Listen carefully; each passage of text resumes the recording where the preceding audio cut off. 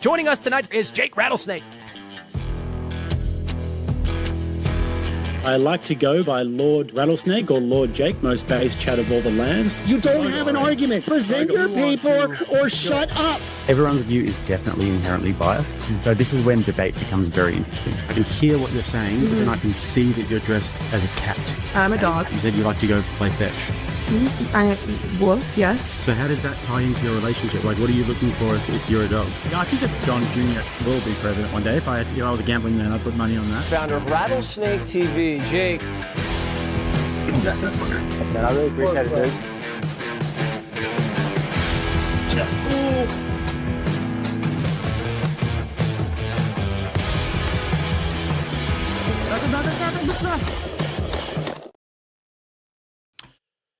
Ladies and gentlemen, welcome. How are we today?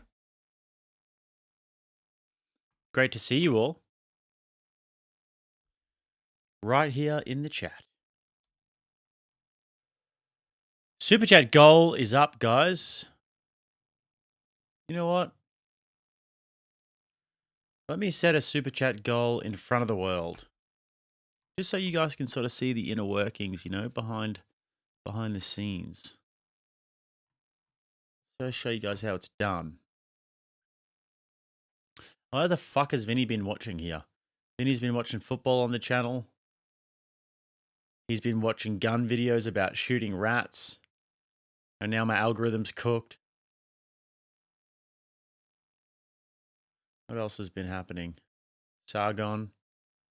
Regular for me. Orthodox stuff, regular for me. Daniel Kikigichu debated that little gaytheist. Anyway. Let's check it out, guys. Debated Inception.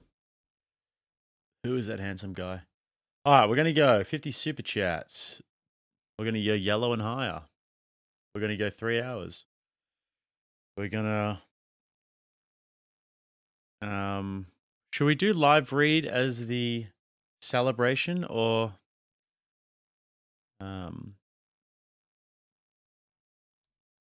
is not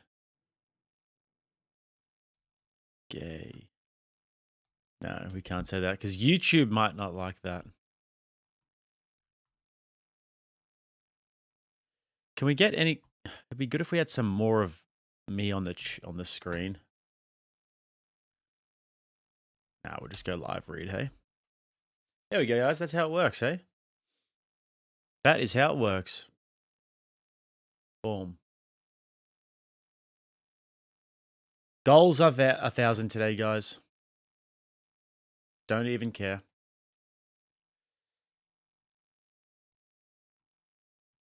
Who we got in here? Let's see what names? Crusaders in here. 300 already in the chat. Crusader, Mojo Matsi, Jake McGuire, Blaine Pasashik, Crystal, saying UK Wi-Fi is gay. Fuck are you talking about, Crystal? No one's in the UK. Huck Wild, Laura, Ogden. Seth's in here. Some annoying ones too, for sure. Red Fox comes in with a huge 100 to begin things off, guys. Absolutely incredible, unbelievable, best thing that has happened to me all day. Best thing that has happened to me all day is Red Fox coming in with the big 100. It's a 1,000 goal today, guys. We've got a secret debate. So after this Piers Morgan, we'd want to be well on the way, or else I don't know if we're going to play the secret debate. You know, I don't know if we're going to play the secret debate. We'll see. We'll see, because I've got shit to do, you know, guys. Time is of the essence. But Red Fox, 07s to you, my friend. Thank you very much.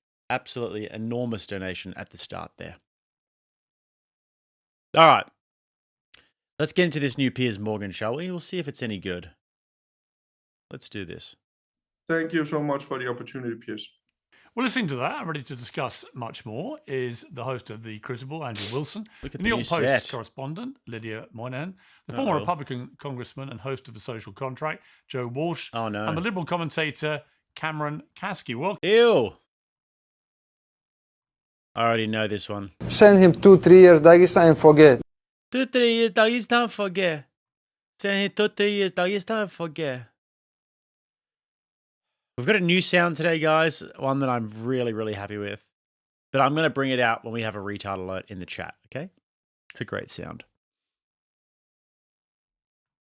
Welcome to all of you. Joe Walsh, welcome back to Uncensored. Kind of fascinating conversation there with a prime minister I doubt anybody had heard of before about a month ago. And then suddenly he's propelled onto the global stage. He's a smart, eloquent guy. But interesting that for him, the red line, not an inch of sovereignty, shall pass to the United States. What did you make of it? First off, Piers, good to be back with you. Secondly, Piers, great interview. Why is the lib scrunching his face up so much? It looks like a fingerprint on his forehead. Well done. How refreshing and cool is that guy? And he's 34 years old. Man, that's the first time I've heard him speak extensively. Look, I love that. And that was my biggest takeaway was back off on sovereignty. This is our country. Back off respectfully. He was utmost, respect to Donald Trump, even though Donald Trump deserves zero respect. Shut up. So gay. Guys, Redfish has come in with an enormous 100. Redfish, what happened? Did your grandma die or something, Redfish? Did you get a big inheritance or something like that? I'm just messing with you, brother, but thank you so much. I appreciate that, Redfish is always there in the chat, but just a random 100. Boom. Is it payday, Redfish? Did you get an insurance payout or something like that? Like, what happened, Redfish? I do appreciate it, though. Absolutely legendary by Redfish. Thank you, sir. From him with the way that Trump and Vance have treated him and his people. But Pierce, that was the biggest takeaway is that, look, the United States, you've got as much military access on Greenland as you want. This isn't about military access with Trump. It's never been. He can't say that because that prime minister is too nice and decent. But this is all about Trump wanting to put his name on something and Trump financially wanting to get Greenland's natural resources. Is the one in the middle on Andrew's side? Is she based? I hope so. What a great young man, a great young leader. Andrew Wilson, we're going to come much later in the show to your conversation with Joe Rogan about my shattered hip and the life expectancy that the pair of you decided to come up with, which basically inferred. Wait a second. I thought I was nice. I thought I was super nice. You were actually. No, you were. Although you were the first to suggest alcohol had played a part in my downfall, and I can categorically assure you, zero alcohol had passed my lips, which actually. Well, I mean, it would have played a part in my downfall. that's what I thought. It's like, well, actually, it would have been that. Actually, a doctor friend of mine said, had I been intoxicated, I would have had a much easier fall. I'd have basically rolled, and I would. Okay, just clearing the air. Now, all the people asking about the secret debate, don't worry, guys. I've got the secret debate. It's ready to go after this, but there's going to have to be palms greased. It's going to have to be a serious grift. Andrew sent me this one on the DL. He was like, this really small channel. They were talking shit about me. He went in and destroyed them for a while, which is a hilarious thing to do. And he sent me it. So, guys, we're going to have to get the palms greased, the grift, The grift is going to have to be grifting for us to get, because it's an hour and a half, and wouldn't have caused such damage. Anyway, we're going to come to that later because it made me laugh. Welcome back to Uncensored. It was a great interview, actually, with you and Joe. I really enjoyed that. This issue of Greenland, I mean, let's extrapolate this really to a wider worldview that Trump seemed to have, which is, I can take what I want. The United States is so big, so powerful. We have the world's biggest military. If I want Greenland, I'm going to help myself. Do you, as an American, do you feel comfortable about that kind of mindset, particularly relating to a country that is under the sovereignty of a NATO ally, which not just any old NATO ally? The Danes actually lost, I think, the third as highest number of people in the Afghanistan war, for example, when they came and fought with Americans against the Taliban per capita. I think it was the highest per capita, actually. Wow, guys. This genius over here says, already seen the debate. It's on YouTube. Okay, perfect time for my new sound, guys. Level out, come on! Oh, and Blaine comes in and says, no shit, it's on YouTube, genius. Is it on YouTube? Is it on YouTube? Level out, come on! With the Danes. So, the Americans owe the Danes a lot, and yet here you've got the president saying, yeah, I may just come and take it. What did you feel about that? Well, I don't know exactly what the strategic reason actually is. And that's the big problem, right? Is we do know that there's a lot of natural resources there. And we know... Look at this lib over here. Looks very concerned. They're talking about Greenland. Guys, they're talking about Greenland. Under the control of Denmark. What the fuck? Copenhagen, I heard, is a decent city, but like Denmark. Bizarre. Like, who gives a fuck what Denmark want?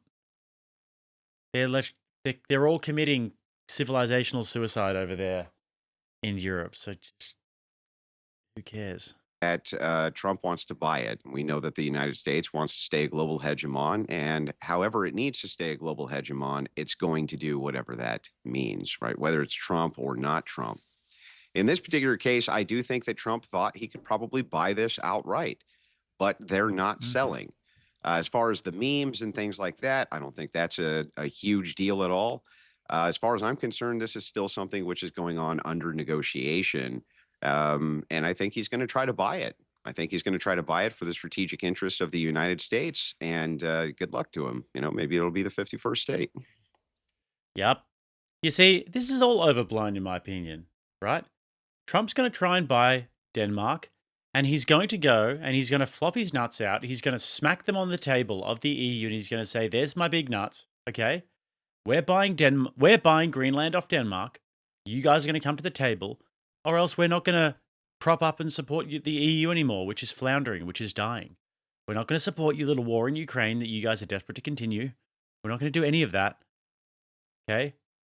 Unless you give us Greenland. We want Greenland. And then they're going to sell it to him for a really cheap price. And the EU are all going to go to Denmark and say, hey, buddy, sell it, sell it, sell it. Listen, I know, I get it. You don't want to sell it and everything, but like we kind of need these guys. Can you sell it to him, please? Can you make a deal? That's what's going to happen. Because he can. Well, Cameron Katke, welcome to Uncensored. I've been saying from the start of this debate about Greenland, there are only 60,000 of them. You're not talking about millions of people. And I don't know how many of them would categorize themselves as well. Did we ever get an answer about... Did we ever get an answer as to why Redfish sent 100 guys? Was it a death in the family? Where is he? Redfish. Let's see, Redfish.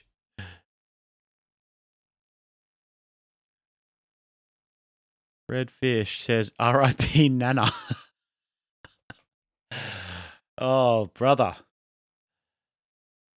Oh, brother. Really, really sorry to hear about that, Redfish.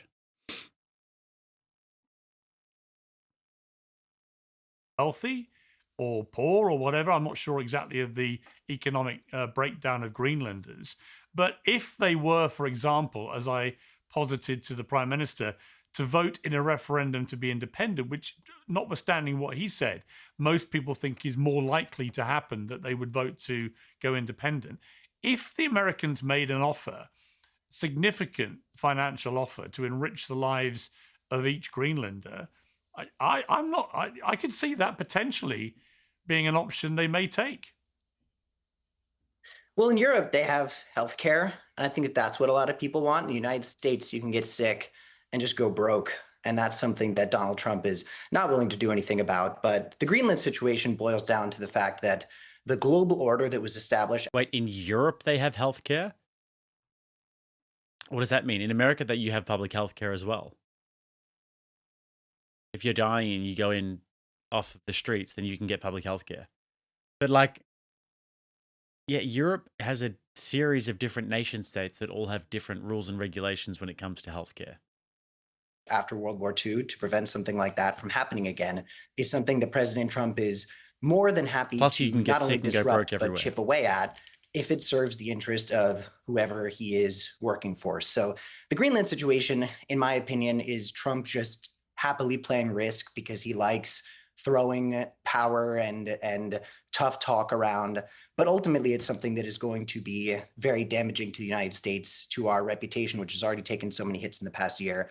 And being a global power is not just about what type of force and threats of violence you can throw around. It's not about what type of money you can throw around. It's about partnerships and building trust with other leaders. And in the past year, Donald Trump has given places like the EU a lot of reason to believe that we are not a stable partner. And that's why I think a lot of those countries are going to be. Really, how would that happen? Maybe by putting sanctions on various different countries like Russia, not allowing countries to trade in US dollar or de-incentivizing them to trade in US dollar so they go and try and form a different currency. Turning to China, and it is going to backfire for generations. Nice talking points, buddy. Why are you gay? You are gay. Girls rule, women are funny. Get over it. They're not turning to China. Yeah, I mean, it's Lydia, ridiculous. Yeah, I don't Well, I think mean, you they're can going look to at turn what to they're China doing or Russia. financially. No, not if you look at what they're doing financially. No, the United States is still the hegemon. It's going to stay the hegemon. The EU is not going to do anything about it. There's mayors of cities here. I believe in the United States have more than 60,000 people. You guys have TDS and everything Trump does is evil and awful and this and that. But the truth is that this is a hegemon. It is the global hegemon. And if we want to leverage our nation in order to acquire more land in our strategic interests, we're going to do that. And the EU is not going to do anything about it. And that's the truth. Okay. All right. Let me bring in Lydia. Welcome to Uncensored, Lydia. Good to have you on. Do you agree with that? I mean, that, you know, a lot of people feel that talking that way about a country owned by a NATO ally is at best disrespectful, and at worst the actions of a bully, right? Somebody who just says, you know what, if we want it, we're going to take it, and there's nothing you can do about it.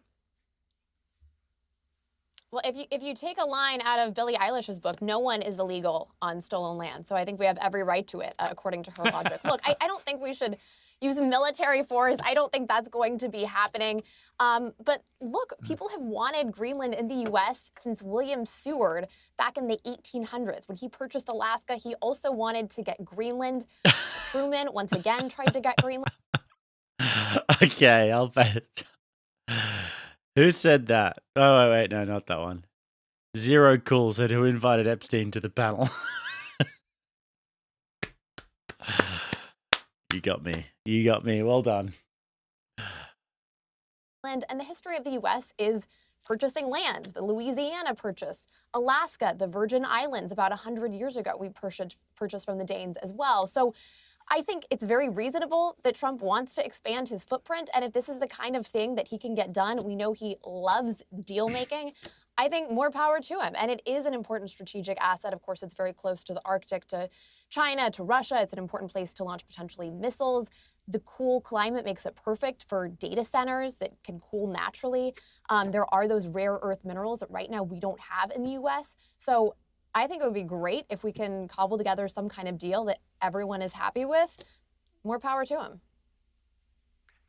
Okay, let's move on to other big stuff in the news. Joe, the Epstein scandal. So many things pouring out of this massive drop of stuff that came in the last few days. Interestingly to me, because I'm in London at the moment, the consequences of this dump have been dramatic in the UK. Right, yeah. We are currently engulfed by what I would say with some confidence is the biggest royal scandal. What's Beaten Cheeks is spurging out about the R chat? What's going on over there, Beaten Cheeks? I'm looking at it. There's nothing going on. It's just a bunch of freaking window lickers. What's so special about it, Beaten Cheeks? R chat now. What is so special about the R chat? We just have a bunch of goat rooters, bunch of donkey shaggers over there, bunch of donkey pool carters, bunch of consanguineous marriage cousin effing window licking Neanderthal spastics over there. Honestly, just wet chins over there. Level out, come on! Literally what's going on. Level out, come on! That's what's going on over there, beating cheeks. So we don't want to hear about the R chat. In my lifetime, and the biggest political scandal in my lifetime, both happening simultaneously as a direct consequence of the former Prince Andrew, now Andrew Mountbatten Windsor, and Lord Mandelson, who I suspect will soon not be a lord and may well be propping up a prison cell, who was the UK ambassador to Washington. These guys are toppling like dominoes. But what's interesting is we're not seeing Americans toppling like dominoes, even though there's a plethora of big name Americans in there. What's going on here? Why is it that America, for some reason, is not exacting accountability in the same immediate, dramatic way that we're doing, say, in the UK? And Piers, kudos to you over there, because yes, you are beginning to aggressively hold the rich and the powerful, the elites, accountable for their relationships with the pedophile, the head of the pedophilia ring, Jeffrey Epstein. We're not doing that here. Republican, Democrat, independent business leaders, political leaders, there are a bunch of rich and powerful, elite people, men in these files, and we're not going near them. I think the president of the United States right now is doing everything. Right, it's your island. Far out. What are you upset about? It's your island, buddy. You got some questions to answer. He can to protect them. What do we got for supers, guys? Nearly 1,000 people in the chat. Moorhead comes in, goes, like the video, hit the goal, or Jake goes on Smoko. No, I'm serious about that, guys. I think we have to be at 500 by the time this finishes, by the time we get off here. If we're not at 500 by the time we get off here, I don't think I'll play the secret debate, guys. I don't think I'm going to do it. I think I'm just going to probably just do a chest, just put my chair on the stream. Using the Justice Department to protect powerful people. Again, Republican and Democrat across the board. We're not holding them accountable. And Piers, I'll leave you with this. Look, the current president of the United States is mentioned in these files thousands and thousands of times. There are allegations, just allegations, Piers. There are allegations in these files that Donald Trump raped underage girls and threatened to kill an underage but let me stop you there. Joe, just allegations, but you have to mention it, obviously. You have to mention it and say it out loud, live on air, but it's just allegations. This is what these absolute slime balls do. What an absolute slime ball. HK comes in and goes, like the effing vid, or... You are gay. That's right. This is a great video, guys. It's a great video. That's video, God damn it. This is the video of the year, this one, guys. Sniper Mike for 10 says, for the grift. For the grift indeed, my friend. 250, guys. We're halfway. Oh, no, Ogden as well. For 10 says, don't go on Smoko. Come on, Smoko. So leave me alone. You guys are going to hear that on repeat. And Miss D, 500 and 750 likes. So we need 750 likes today, guys, and 500. So half of that dono bar. And we will be getting some memberships. Redfish has had another death in the family, guys. Another 100 coming in from Redfish. See him every day. Redfish's photo looks like he is a divorcee who's just gotten back on dating apps. You know, that's what Redfish's photo looks like. He looks like he's just signed up for Plenty of Fish, you know? Redfish looks like he's just gotten divorced and he's signed up for Plenty of Fish, and he's just sort of getting to know the new technology, like how the iPhone works, and he's trying to sort of find his way in this modern world. Been a bit of a comfort creature for a while now, and now he wants to pick up some chicks, and he just sort of picked it up and just takes a selfie like this. But Redfish, another death in the family. I'm sorry about that, brother. Nana, who else went? Was it Pop?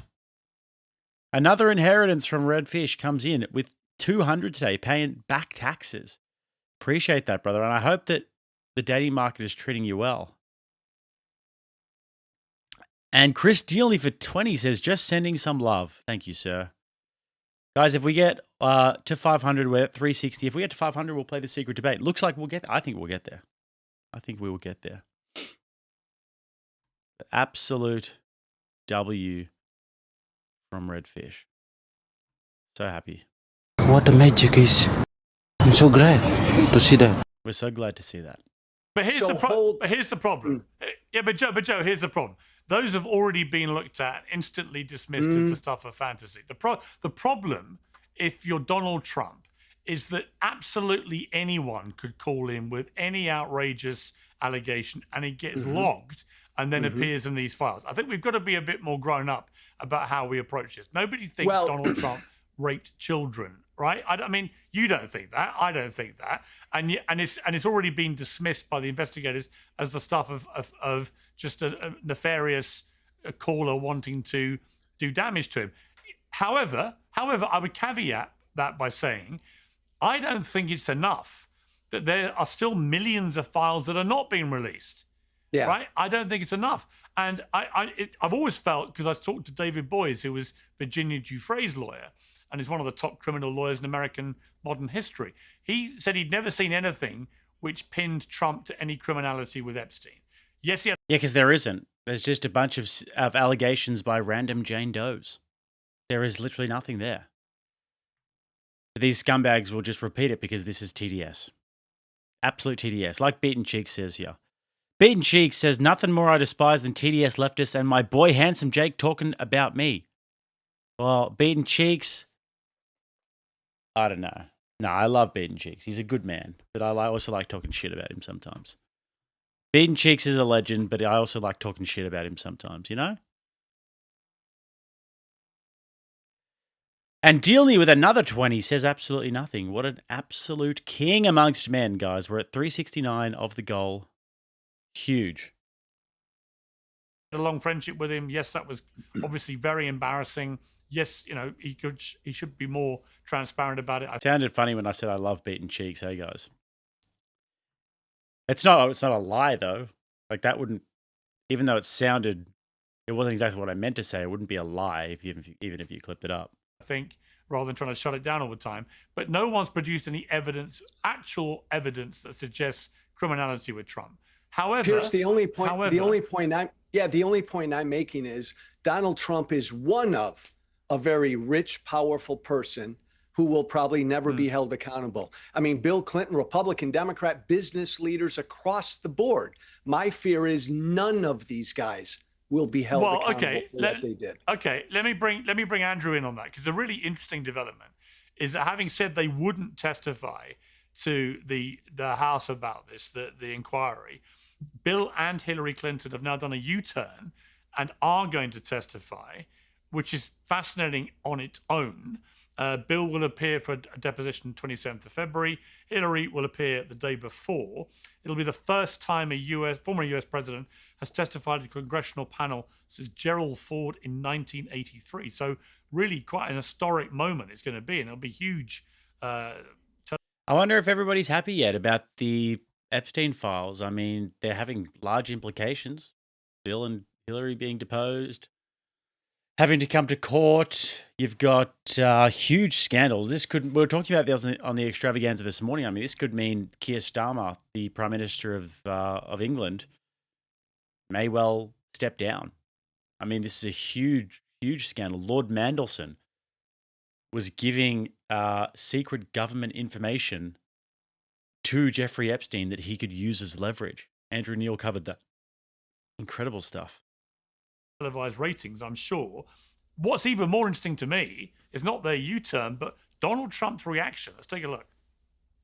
Today we heard that the Clintons set deposition dates to testify before the House Oversight Committee. Any reaction to that and related to the Epstein question? I think it's a shame, to be honest. I always liked him.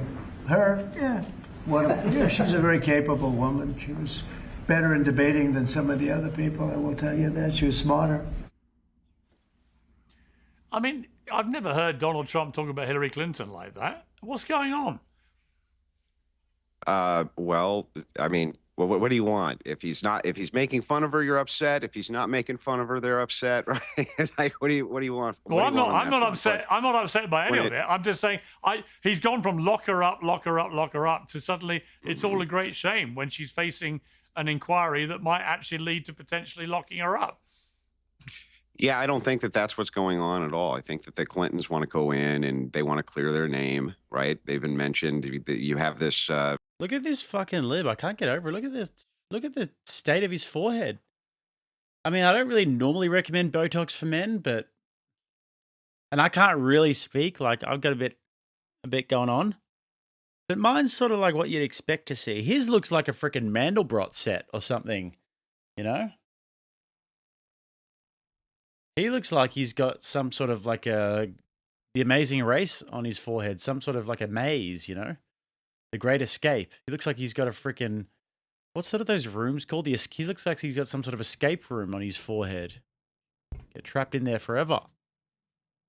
Suddenly, it's all a great shame when she's facing an inquiry. Probably why these libs should stop being salty all the time, because he just sits there. Oh.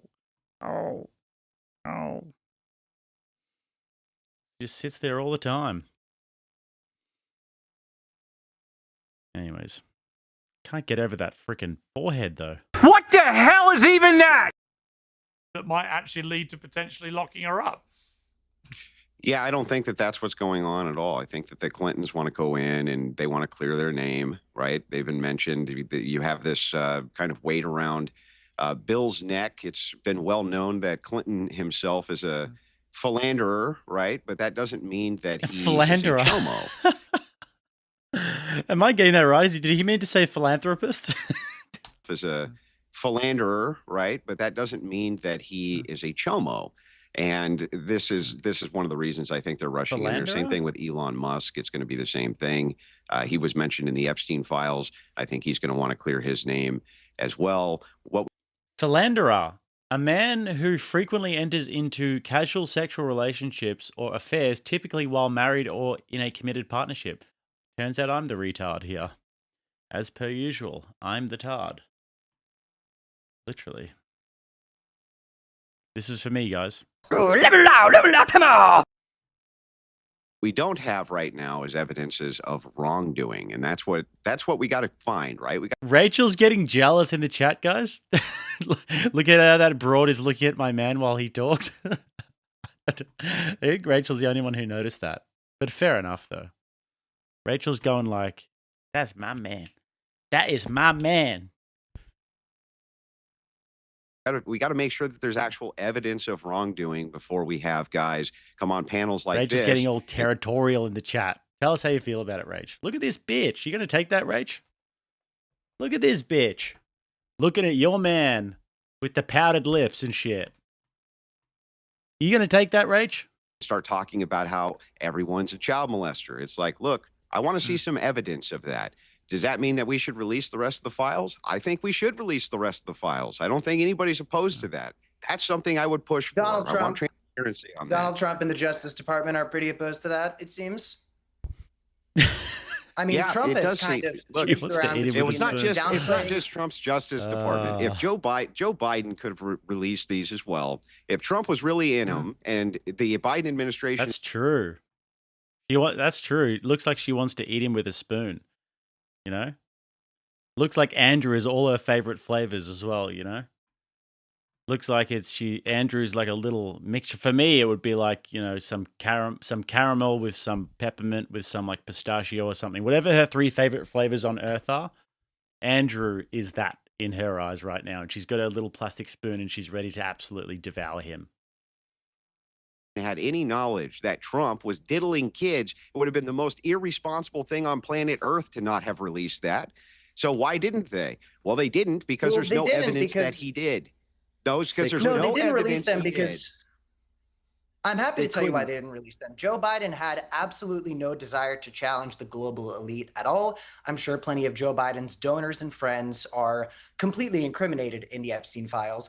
And ultimately, whether or not there was evidence of Donald Trump committing any sort of illegal actions in the Epstein files, Joe Biden was not going to disappoint the American elite, the many powers that are in these files, and also the Mossad, which is one of the main characters of the files. So no, I don't think Joe Biden wasn't releasing or the Epstein files because MI6 of or yeah, sure, or MI6 or any of the other intelligence groups which were working within the Epstein framework. But that's not really the point. The point that I'm after here is if Democrats said or thought in any way, shape, or form that Trump actually was diddling kids, underage kids, they would have, by any means necessary, released that to have stopped Trump. They didn't 100%. because there is no evidence of that happening. That's why. Well, the Democrats are trying to release it right now. It's the Republicans, except for Thomas Massey, that are trying to stop it. Well, Yes, okay, we so let me understand bring in let me bring in Lydia. Go ahead. Lydia, do you think? Sorry, Lydia was a bit distracted. Lydia was a bit distracted, guys. Lydia's like, Come on, smart guy. So leave me alone. unbelievable. How dare she look at Rachel Wilson's man like that? Abdul, get the rocks. Get the rocks. Get the rocks.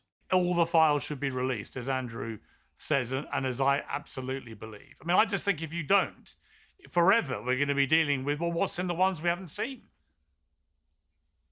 Of course. No, I mean, I kind of feel like right now we have the worst of all possible worlds. Obviously, the goal of releasing the files should be transparency and justice. And right now we have a little bit more transparency. We have some tawdry details about Bill Gates allegedly getting an STD. But when we look at what was released, 43 victims' names that should have been redacted were not redacted. There were unredacted images of nude photos of young children. I mean, it was kind of a disaster. And so my concern is if we do release more, we're going to see more victims harmed. And to your point earlier, Piers, I mean, it's kind of insane that we're reading all of this really damning info about Bill Gates and Reid Hoffman, and yet they all seem to be skating by scot-free, and yet it's like Peter Attia, a longevity guru who's getting kicked off the board of a protein bar company.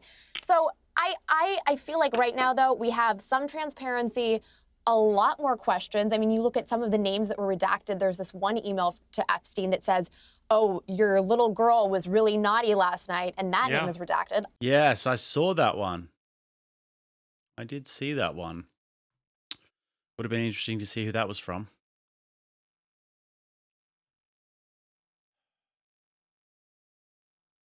Literally. Eating cheeks saying someone in Rumble chat said the boy liberal sounds like a woman on steroids. Ha ha ha. Ha ha ha. Is that right, Eating cheeks? Is that the funniest thing that's happened on Rumble today? Is that the funniest thing that's happened over on the R side today? You felt like you had to come over to YouTube and tell us that. Cheeks comes in with a tenner though, and he says, "You're truly select few allowed to talk bad about me. I will allow it, and yes, you mean it about my name. And yes, you mean it about my name, unless you are gay." Nah, we love beating Cheeks. He's a good man. Deal near with the 20. Mossad agent comes in for 20. Thank you, Mossad. I was waiting for my monthly payment. AOW says, like, share, grift, nerds. Good idea. Mike Rochburns said for 10, hello, Lord Snake. You are the leader of the Tunig's army. We are at your command. I'll take it. 5 from 96 Dishay, sounds black, says, as big a scandal as this is, it's still not being treated with the full seriousness it should be, and we've only scratched the surface. Love the show. Thank you, sir. Love the fact that you're here. I'd like to see who that person was. I agree. Who are also these have seen people whose in names the we fallout, haven't been told? Conspiracy theories are just out of control, right? You have people saying, oh, I agree. Trump raped a 12-year-old, which is not true. The Wayfair conspiracy is back. So I kind of think we have more confusion, less transparency, and it's, really bad for the victims at this point. Let me bring Joe in. I mean, them. Joe, before you respond, I mean, I talked about this yesterday, but Yeah, no, she's mid-as, guys. She's mid, boys. We all know it. We all know it, boys. She's mid. Looks like she wouldn't know her way around a washing machine either. Looks like she wouldn't give a proper fold of the clothes. Looks like she'd make a lot of errors around the house, just too worried with her freaking wearing her girl suits. Isn't that right, Rich? You know, Elon Musk, for example, has been, you know, pounding away on his X account about how he's led the charge for transparency, he's better than all the others, blah, blah, blah, blah, blah. And yet when you compare and contrast his denials and saying, I always rejected all invitations to go to the island, to go to the parties and so on, and you compare them to the emails that have actually been in the files in real time, which show Elon Musk very keen to get on the island and go to the wildest parties, it turned out. So when people do that, when we can see with our own eyes that they're not being completely honest about their own positioning. I'm not saying for a moment Elon Musk did anything wrong or criminal or anything, but I do know what he's trying to spin about what he said in those emails is not accurate, which then raises a number of other questions. Yeah, and Piers, it goes to the other point you raised a few minutes ago, Trump's odd reaction, kind of complimenting Bill and Hillary Clinton. I think it just goes to this bipartisan protection racket. They're all going to try to protect each other. That's why. And again, just one final point, Piers, the context here. Remember, before Trump got elected, Trump promised to release these files if he became president. J.D. Vance said the same thing. I come from the right. Every right-wing talker promised, if Trump wins, we're going to release them all. This will be the mother of all deep state scandals. So then Trump wins and he says no. That's the basis for so much of the confusion here. Yeah. There is confusion, look, but don't you think that if there was something super damning in there about him, he wouldn't have campaigned on that? Obviously, he was the one to bring it up. Joe Biden, Democrats weren't talking about this at all. Yeah, Lydia, I don't actually think, and I haven't done for a while, particularly since talking to David Boies, because he had no reason to defend Trump, quite the opposite. He said he looked at the files and there was nothing in there that incriminates Trump. I've never felt that Donald Trump himself has committed any crime in relation to Epstein. But I do think there are a lot of people in the potential criminality firing line who may well be Republican donors or maybe friends of his, business associates, who knows, right? We just don't know. But I do know if you don't put all the documents out, as you said, Lydia, the conspiracy theories will just rage and rage and rage. And this scandal is already massive. I mean, it's hard to think of a bigger scandal of its kind that we've seen in our lifetimes. And it's only going to get bigger, I suspect. We don't even know, we haven't even been through probably a tenth of what's in the current dump.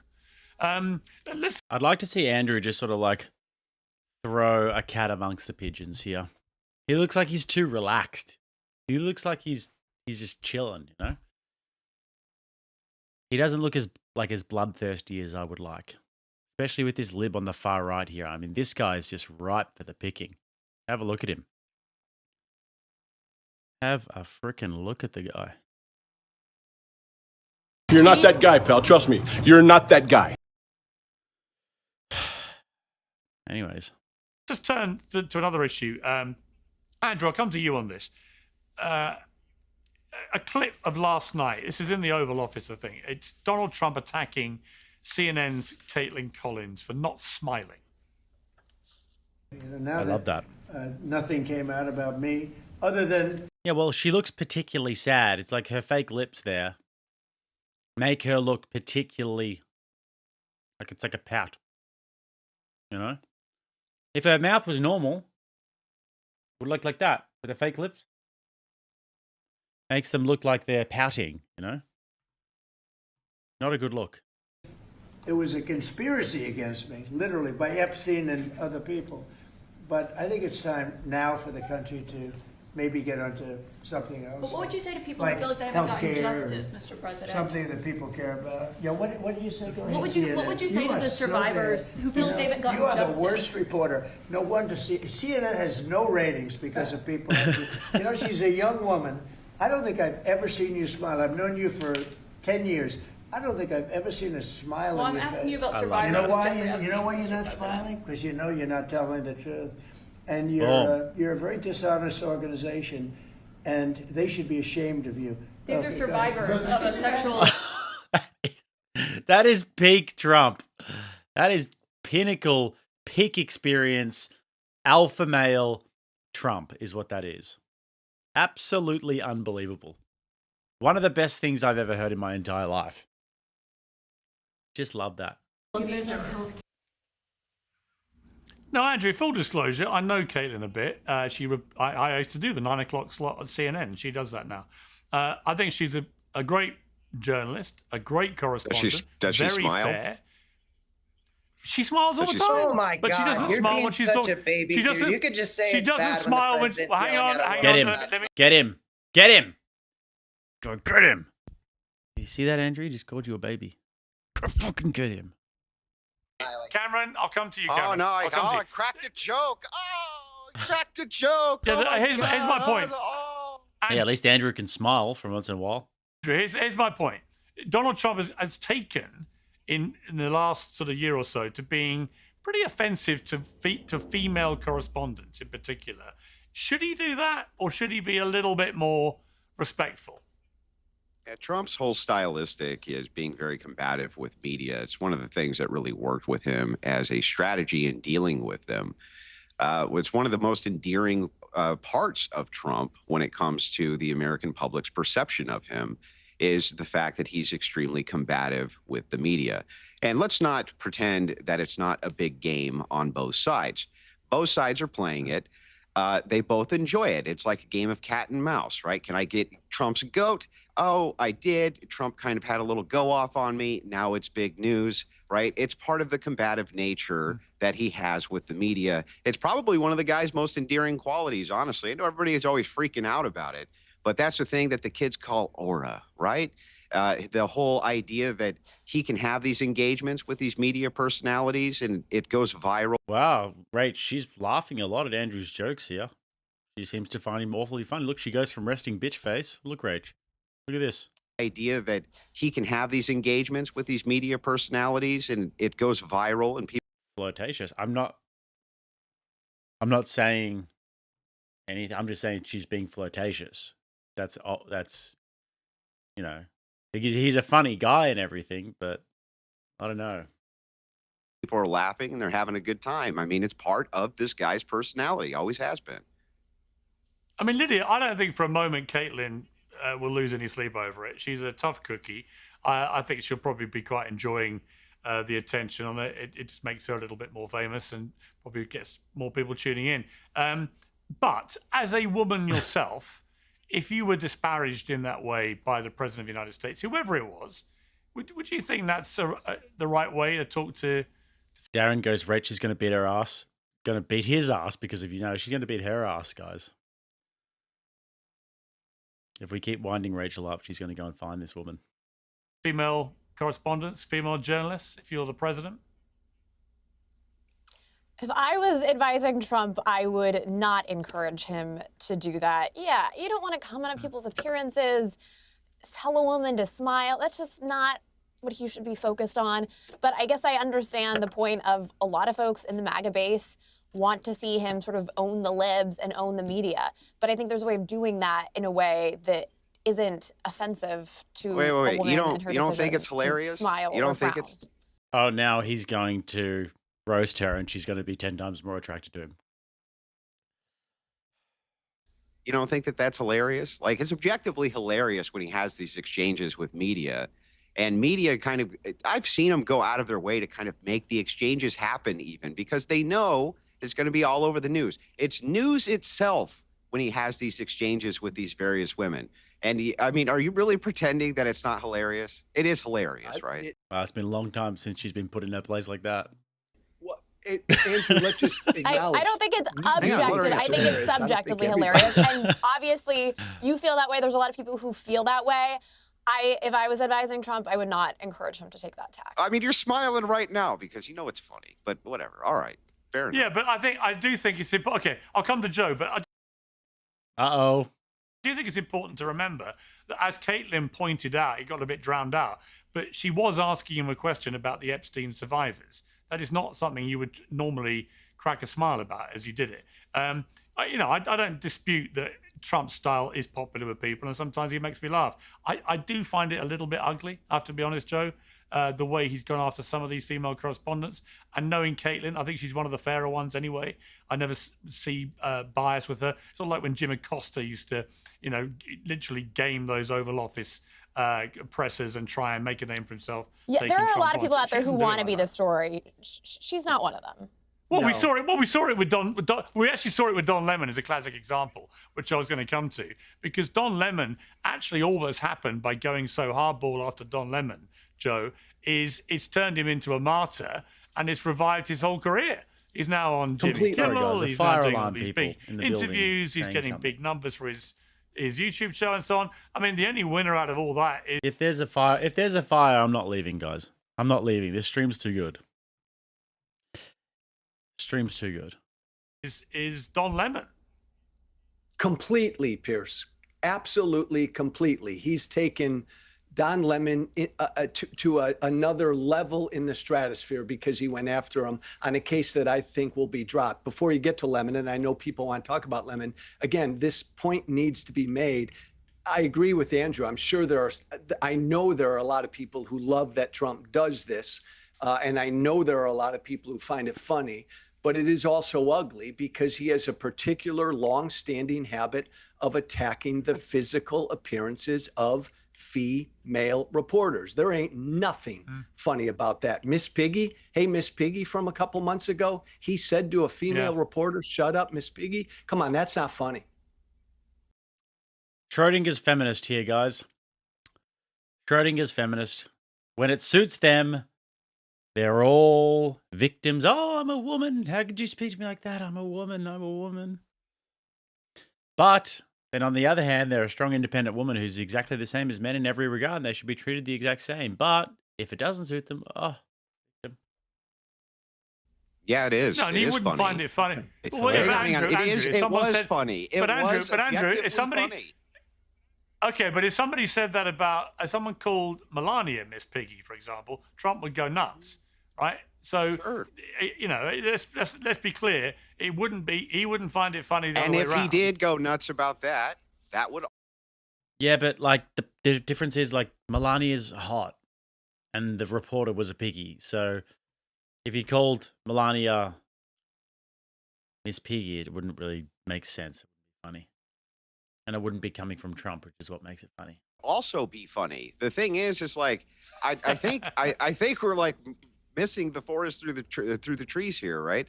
Yes, it was funny. It was hilarious. It went uber viral. Everybody was talking about it. And a lot of people were laughing about it because it was really funny. It's very unorthodox the way he engages with people, and it's very different. And because of that, people pay close attention to it because they think it's hilarious. And it's like I'm tired of pretending that it's not. I talk to leftists all the time. They get so upset about this stuff, and it's like, come on. People, even I know a lot of them must laugh when they watch. Like Piers, there's some of those exchanges, you got to laugh at them, don't you? Of course I do. Listen, I spoke yeah. to Trump 3-4 days ago. He called me for a chat. He made me laugh out loud 3 or 4 times. The guy, actually was very interesting. It was a comedian last week. I can't remember who it was. It was a comedian who said that he speaks to a lot of comedians on the circuit, on the big pro circuit, and they all agree that whatever you think of his politics, Trump is a natural, brilliant comedian. They all agree. They think his comedic timing is... That's what we call aura. That's the riz. It's the aura. You know? That's that intangible. It's that thing that you can't really teach. That people are just sort of born with. We're doing phenomenally well, guys. We are over the 500 mark. We're going straight into the secret debate. No grift break after this. Straight into the secret debate next. 1,500 of us here in the chat doing a phenomenal job. Another, haven't seen another in a little while for tennis. Says, cheers, Jake. Thank you, sir. Anthony comes in and says the girl looks like she can be Rachel Zegler's sister. I don't know who that is. Project VO Pod, good to see Jake in the chat. Says, Beaten Cheeks is my boy, sending the MAGA Mexican love. Let's get some more super chats from the Hispanics in chat. Coconut Pride. Now, sure, we can get some more super chats from the Mexicans in chat. I also need my gardening done, so if they want to actually put themselves to use, we know that, you know, Mexicans aren't generally the money havers in the chat, but I do need some weeds pulled out the back. So she raged Andrew for attention, says Awo. And Moorhead for 20 says almost to the halfway point for the goal. Smash that like. And another 10 says, here's to 500 down, 500 to go. Not one step back, not one step back indeed. We hit that 500 goal, guys. We're at nearly 400 likes. Apparently, if we get 700 likes, there's going to be a membership drive. So, you guys, if you haven't liked the stream, then like the stream.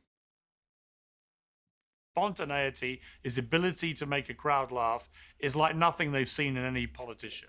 And I think Piers, did you think it was funny funny yesterday? Pierce, did you think what he said about Caitlyn to Caitlyn was funny? Because I know Caitlyn wouldn't care, and I know she didn't. I texted with her afterwards because I know she wouldn't care. I just thought she'll just think it's funny in terms of she doesn't care. Did you think when he called the female reporter Miss Piggy, Pierce, you didn't think that was funny? No, I didn't like that. I didn't like that. I didn't think that was funny. You're just lying if you think that's not funny. You're just lying if you think that's not funny. If you see Trump call some reporter, some woman, Miss Piggy, and you think that's not funny, then I really hate to say it. You are gay. You're gay. You are gay. I don't think being derogatory about a woman's looks when they're professional journalists trying to do their job. I just think it crosses a line of just being a gentleman, right? And I don't think you should, if you're a man, why would you want to be that guy? But the same media groups, these same media groups attack him overwhelmingly over his appearance. They attack Melania over her appearance. They attack him all day and all night. These are representatives of these media companies. And Trump's like, Andrew, I'll give him a little smack back. And they're like, oh my God, how could he? It's just ridiculous. I think that's a very fair point. I was about to make it to Cameron, which is if you look at the coverage of the Melania movie, some of the reviews have been savagely personal. This guy on the right here looks like a real sneaky fucker, you know? He looks like he's wearing some gay spiritual necklace, you know, something that he got in like, you know, Cambodia or something. He got it in Thailand at a market, you know? Some Buddhist or Hindu. Bitch, what the fuck is Siri talking to me for? That's what it was. It wasn't the fire alarm. It was Siri. Silence, woman. What is going on? Shut the fuck up, Siri. Sorry, guys. You'll need to unlock your iPhone. I wasn't talking to you. Shut up. Anyway. Fucking Siri. Seriously, Siri, this bitch. Abdul, get the rocks. Get the rocks. Anyways, looks like he's gotten some sort of necklace. You know, he's trying to go over to Southeast Asia and go to some backpackers and get some puss, go snorkeling and stuff. And he's gotten some gay necklace. That's what this guy reminds me of.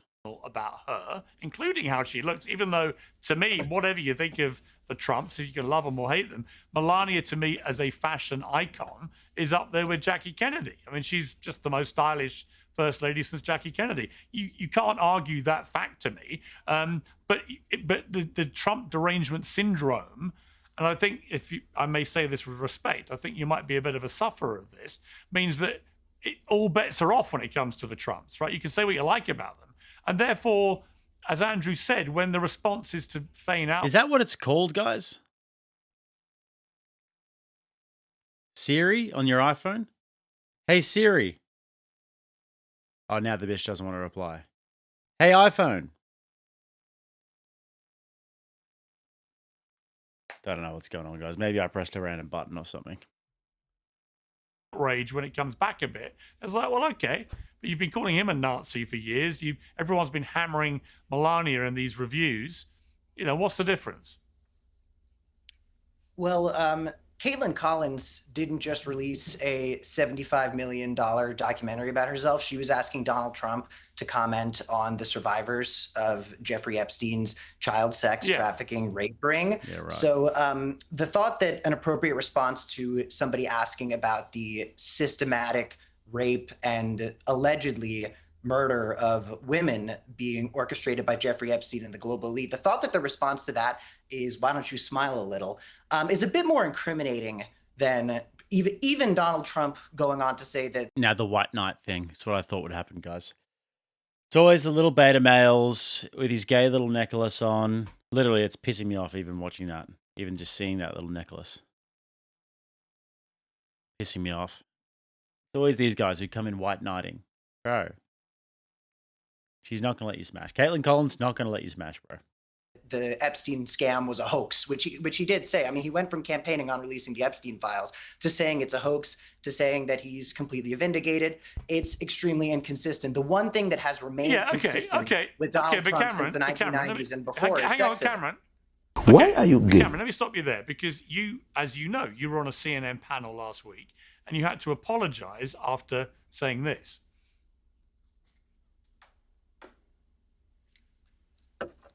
I am a Piers Morgan. That might have been Mr. E's fault. I reckon that was Mr. E's fault, to be honest. Mr. E, what the fuck, dude? Do it quicker. Initiative that the president is being transparent about this. I would love it if he was more transparent about the human sex trafficking network that he was a part of, but you can't win them all. Cameron's grateful that the president is being transparent about the Nobel Peace Prize and his desires for Greenland. Scott, what do you think about that? You gonna let that sit? Or are we gonna claim here on? Unbelievable. They don't say shit about it. These scumbags. But this guy's just trying to get his little moment here. He's trying to get his little moment, his clickbaity moment, you know, and he knows that nothing's going to come of it. But he deserves to get absolutely torn apart for that. CNN that the president is part of a global sex trafficking ring, or? Well, I mean, we're going to talk about the Epstein files. Scott, I will do the fact checking as we go along here. Repeat what you said about the global sex trafficking ring. That Donald Trump was provably very involved with it. Okay, we'll get to that later. I mean, Donald Trump has never been charged with any crimes in relation to Jeffrey Epstein. Now, you issued an apology the next day on X. You said you had made the claim by accident, and that by accident. Female accountability here. Donald Trump was obviously not involved with a giant international child sex trafficking ring, and yet when you were given the chance to correct your accidental slur against him, which was a hoax, I mean, what you said was completely untrue, you didn't. You doubled down. You said it again. So it wasn't an accident. You genuinely believed it, and I would argue, and correct me if I'm wrong, but I would argue that is an example where your visceral hatred of Trump means in your head, all bets are off. You don't have to treat him like you would somebody else in public life. You can accuse him of being part of a global human trafficking ring. And when you're challenged, double down on that. And it's only when there's a massive backlash and you realize you might get sued that you then say, oh, I didn't mean it. It was an accident. And, you know, that's an example, I would say, of somebody who you can't see the wood for the trees with Trump. Well, I think Donald Trump should sue a lot of people for a lot of the ridiculous claims that have been made about his involvement with Jeffrey Epstein. And I think he does. If he does, he's going to have to go to discovery and he's going to have to testify under oath. And fortunately, we know there's a lot of information that can be revealed that will prove just how innocent the president is, which of course I maintain that the president but you admit you is lied very about innocent. him, though. Yeah, but Cameron, do you admit you lied about it? Well, You I didn't just make invented one that. mistake. I made two mistakes in a row. And if the president chooses to seek legal action, we're going to learn a lot in discovery and when he testifies under oath. And he's going to be completely vindicated. He's made it very Yeah, but clear. that wasn't my question. My question wasn't. What a snake! My question wasn't that you made a mistake. My question was that you lied. You just Thanks, Piers Morgan, for continuing to talk. Can we hear the guests? perpetrated a willful lie to denigrate Trump and accuse him of being probably the most heinous allegation you can make about any man is he was part of a global human trafficking operation. You said twice. I know, and it's one thing to tell a lie once, but to make that mistake, to say something so horrible as a mistake like that twice is just so unacceptable. And if the president wants to, I mean, there's So a why lot did of you people do who it? make these claims. Well, you But know, why did you do it? we all make accidents, and Donald Trump. This guy's not even a good liar. Like, he's trying to do the trolling thing where he's totally believes what he's saying, and I have to apologize it. And, you know, for me to say it 2 and 3 times is really bad, really just doubling down because he's appealing to his left-wing Trump derangement syndrome audience here. But he's not even a good liar. Like, it's not even funny. Do it so much better. I mistook his deep involvement with Jeffrey Epstein over the years with an involvement with Jeffrey Epstein's human sex trafficking ring, when it's very clear the president was not involved with any criminal activity. He was just extremely close with Jeffrey Epstein, who had been doing this for a very, very long time. And I think that the president has every right to prove to everybody that he is completely innocent. And there's a lot of evidence that will show that he's innocent, which I maintain that he Actually, is. he doesn't have to do anything. Oh, shut up, It's Piers down Morgan. to people like you who are on the airwaves talking about this to stick to facts. And I put it to you that your hatred of Trump is so demented that you just didn't think it mattered. You had convinced yourself he was right up there with Epstein in running a global trafficking ring. So I give you an opportunity now, because Donald Trump watches Uncensored every now and again. Would you like to apologize to him for the hoax that you perpetrated? Mr. President, I apologize for accidentally perpetrating something that is clearly a hoax. And honestly, once more and more of these Epstein files get released, I look forward to you being completely vindicated, because clearly you couldn't stand this Epstein guy and he couldn't stand you either. Okay, so you admit it wasn't an accident, was it? You said it deliberately. That's not an accident. I mistook Jeffrey Epstein and Donald Trump's involvement with one another. Is Piers Morgan just going to do this whole time? Well, I don't think that's reasonable. Let Andrew go at him. Global. It's like 10 years. Yeah. On a happier note, I want to play the clip of you and Rogan talking about my shattered hip. Every time I see anybody who's 60s, they get the hip injury, it's bad. Yeah, it's not good. I think they think your lifespan at post hip surgery is like 10 years. Yeah, it's right. And he'll probably be better than that. Now, let me assure you, Andrew, that I intend to live past 70.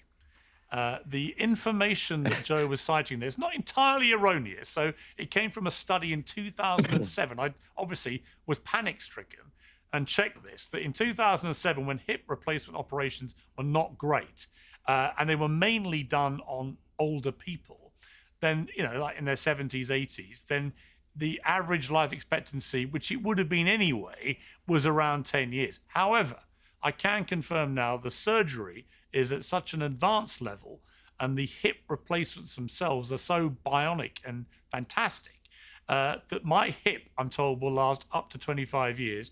And I want to take a bet with you now and Joe Rogan.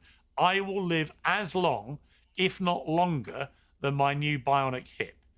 $500 says I outlive my hip. You might live longer than me anyway, right?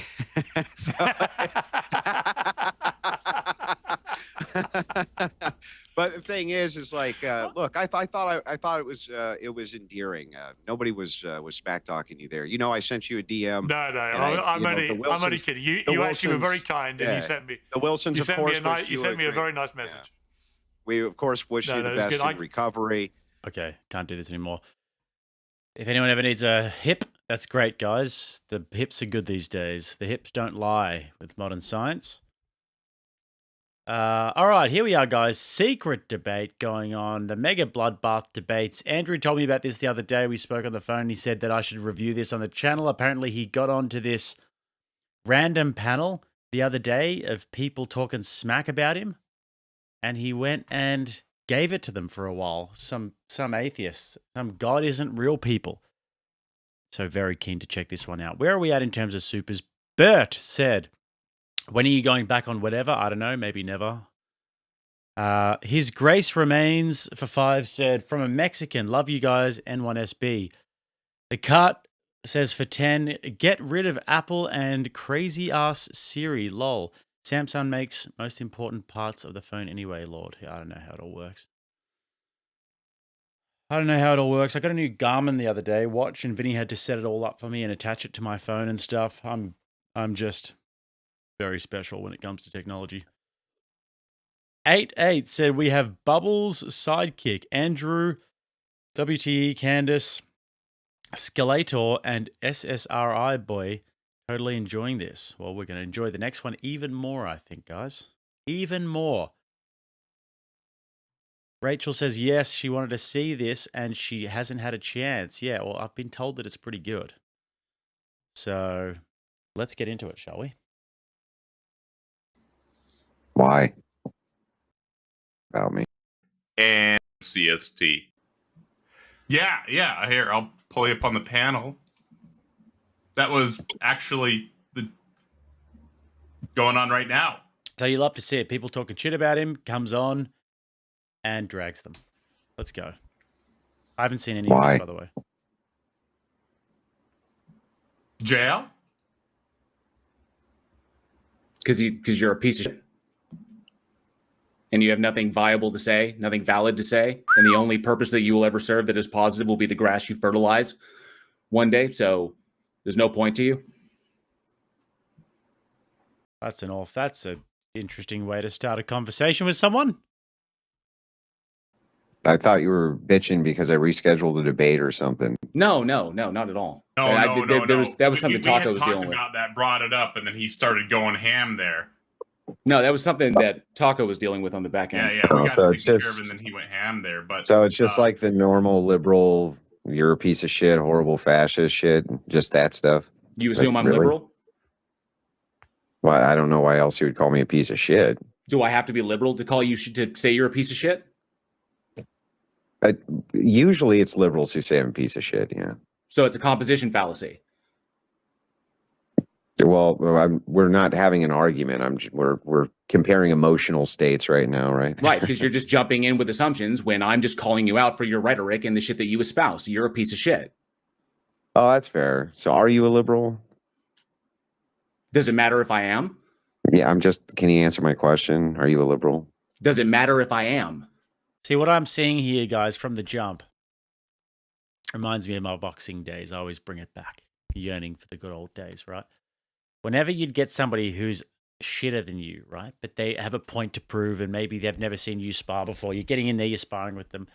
Oftentimes, you'll sort of know if you've got their measure, and then, but you'll sort of like stay back on the defense a little bit, and you might retreat a little bit to give the impression that they're winning, because if you can see an ego in your opponent, that your opponent has a big ego and then they're going to come at you, then you can give them the impression that you're sort of backing off, or that you're worried, or that you're, that you're losing, so that they will punch harder and gas themselves out and come at you. And then eventually, once they've tired themselves out a little bit, you just piece them up. This is the impression I'm getting here. He's letting this guy get a big head of steam. You're a piece of shit. And he's like, oh, okay, well, we're not even really having an argument. Okay, maybe you're not a liberal. Gassing himself out, and then he's got the 3-piece and the soda is going to come. Is that what this is about? Is it about politics, or is it about like literally your behavior? Why? I don't know why you won't answer the question. Because the question is irrelevant. You wanting to push the conversation into a particular direction. You're wanting to push the conversation into a particular. Do we have a debate, Trump? You're wanting to push Just answer the question. You're wanting to push the conversation. You're wanting to push the conversation into a particular direction. Is completely irrelevant. I'm not falling for your bullshit, Andrew. Answer the question. I'm not falling for your bullshit, Andrew. Are you a liberal? I'm not falling for your bullshit. So you're liberal. Okay, got it. No, I who said I was? Well, I'm going to assume because you won't answer the fucking question. I don't need to because it's fucking irrelevant because I'm not falling irrelevant for this bullshit. To what? What is it irrelevant to? It's irrelevant. The smoky man bad, and I'm going to be tough when he comes in. I'm not going to be talked over. I'm not going to fall for it. You think you can push me around? Not this time. To me criticizing your fucking character. Let's just... Seriously. Where is it? You're not that guy, pal. Trust me. You're not that guy. You're hypocritical. You're hypocritical nonsense bullshit. Okay, well, I'll tell you what then. As we go through this, even though I'm pretty much positive you're a liberal, tell me why it is I'm a piece of shit. You know why. Okay. Oh, now I know why too. The shit that you've espoused. Your hypocrisy. The shit that you've espoused on your show. Yeah, what hypocrisy? When you called out when Charlie threw your hypocrisy back in your face and you immediately flipped the table and started playing pigeon chess and attacking her sexuality. Wait. What hypocrisy? We need to get a Ulick sniz sound made. I'm going to message Vinny right now. Say, get a Ulick sniz sound for the board.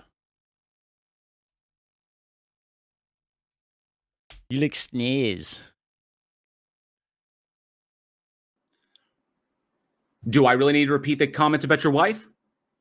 Yeah, how is that hypocritical?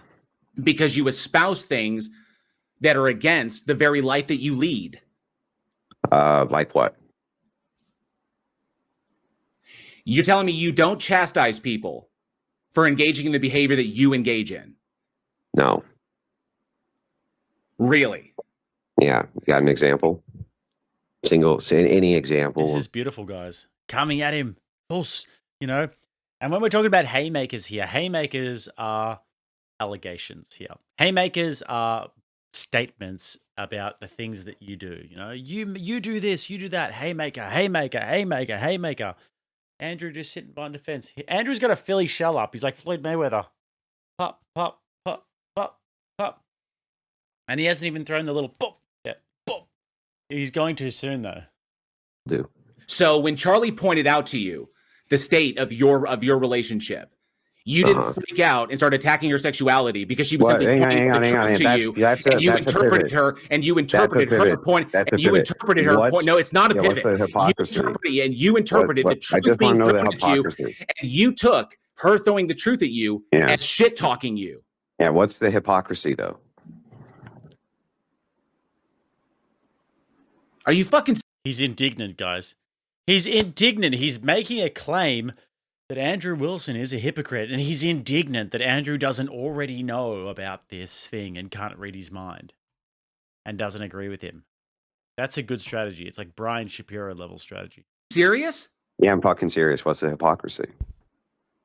The fact that you chastise people for doing the things that you fucking do. Okay, can you show me an example of that? Yes, the life you lead, the relationship with your wife and your kids. Okay, when do I chastise people for being step-parents? Ever. That is not what it is. It's okay, what is it? Chastising men who do what you do. When? You are a hypocrite. When? It was pointed out to you. When? Charlie pointed it out to you. Yeah, can you point it out to me? When have I ever done it? And you when have I done spurred it? out like you're spurging out now. Can you tell me when I've done this? You immediately crashed out like Windows 98. Can you tell me when I've done threw her this? sexuality in her face because it's the only thing you do. Yeah, she licks snares, dude. She licks snares. But can you show me where I've ever done that? Ever? I have to pull up the clips of you doing it. Then pull them up. I don't need to. Because you don't have them because you're lying. My opinion, I'm not lying. You're a liar. Then whatever. Just 1 second. Yeah, show me. Show me where I've ever said prove I'm that fucking being lying. a step-parent is bad, or that I never said that you said that. I never said that you said that. Then what? I said that What's the hypocrisy? you criticizing men for getting with women who have multiple kids from multiple dads. It's never happened once. Attacking guys who stick their dicks in sluts. Okay, I'll tell you what. I'll give you $1,000 right now if you can give me a single example of me ever doing that. I'll give you $2,000. $3,000. You want $3,000 right now? $3,000. Fucking money. Yeah, because you're lying. You're a liar. Sure. I'm a liar. You can't prove that I'm not. You can't prove that he is. So where are we? What do you mean? What? It's your burden of proof. You're the one calling me a hypocrite. Piece of shit, and you're a hypocrite. For being a hypocrite. Piece of shit, and you're a hypocrite. Yeah. What's the hypocrisy? I've seen the shit you've pulled in your debates. It's not impressive. What's the hypocrisy? Charlie already pointed out to you. We've all seen the clip. Yeah, well, you haven't shown me what the hypocrisy is. We only need to go to the clip where Charlie pointed it out to you. Yeah, go to the clip. Freaked out. Yeah, but what was the hypocrisy? She conceded there was no hypocrisy. Typical atheist phenotype here, guys. Isn't it? It's like an atheist everything. It's the weird sort of like outfits and everything. It's like the clownish background, all of the sciencey sort of stuff going on. I don't know. All the horror movies. This is like a typical dysfunctional atheist sort of dude. On the internet arguing about things, arguing for truth when he has no justification or foundation for truth. It's all just a mess, isn't it? See, you didn't watch the whole thing. Yes, I did. Audience, well, you better watch it again. Hang on. Let's avoid muting Andrew in jail while they're hashing this thing out. And there are a couple. There's nothing to hash out. So. Yeah, you're a liar. That's all. You're a piece of shit. That's it. It's just lying. I don't give a shit what you think of me. You're a piece of shit. For what though? What did I do that's so bad? I do need to read through these real fast. And then DeFreak was asking Andrew, define Christian nationalism. Thank you. No thanks. I want to know how I'm a hypocrite. Yeah, me too. I would. And like then to know. Gretchen, I put the details in the chat for you. It'll be on Monday. And then I think Gretchen actually super chatted something there. She said that you denigrated her for being lesbian because she brought up the fact that you don't live by the rules you preach, is what she says. But what rules am I preaching that I'm not living by? That's the problem. She is a lesbian. Like the general vibe I get from videos I watch. Oh, your general vibe. The comment sections I read on the whatever podcast is that the impression the audience is getting, at least, is that you're not in favor of low value women who have lots of baby daddies and kids from different men and are promiscuous and stuff like that. So it does seem. What are you talking about? It's never happened once. You guys just make it up. Just made it up. Just like she did. Sure thing, bud. Yeah, you got. I mean, unless you got some proof, bud. Unless you got some proof, bud. And yeah, you made it up. Where'd you get it from? You made it the fuck up. Geoverse TV says for 20, this guy, Breakfast Taco, invited me to debate an atheist, and I'm a new debater, so they used me as cannon fodder with liberal mute logic. So glad they are drifting toward Andrew now. I have the entire debate. I can link it. Yeah, I mean, doesn't surprise me at all. These smaller debate panel shows, like we all know the other ones, they're all just like real sort of bottom feeders. And because they're such bottom feeders, they get a massive power trip. They have to like show who's boss in front of their 8 viewers. Got a clip? You got a clip of me ever doing that one time, telling people that they can't marry people that have children from previous relationships? I don't know if you specifically have ever said that stuff. I just said, like, that's what I see in comments is like people saying things like, oh, they owned this low value woman. Well, first of all, just so you, well, let's hang on. Let me clarify a couple things for you. Yeah. Let me clarify a couple things for you, because there's something that gets conflated all the time when you're having conversations about dating, especially between red pillars, because I get conflated with red pillars all the time. I have no idea why, but I do. When they're talking about low value or high value, they're not talking about ontology. They're not talking about whether or not a person is valuable. They're just talking about their value in the dating market. So if you have children already and you're looking for a new relationship, that's going to lower your value in the dating market. It doesn't make you a less valuable person. Let's see if they actually engage in good faith with the argument here.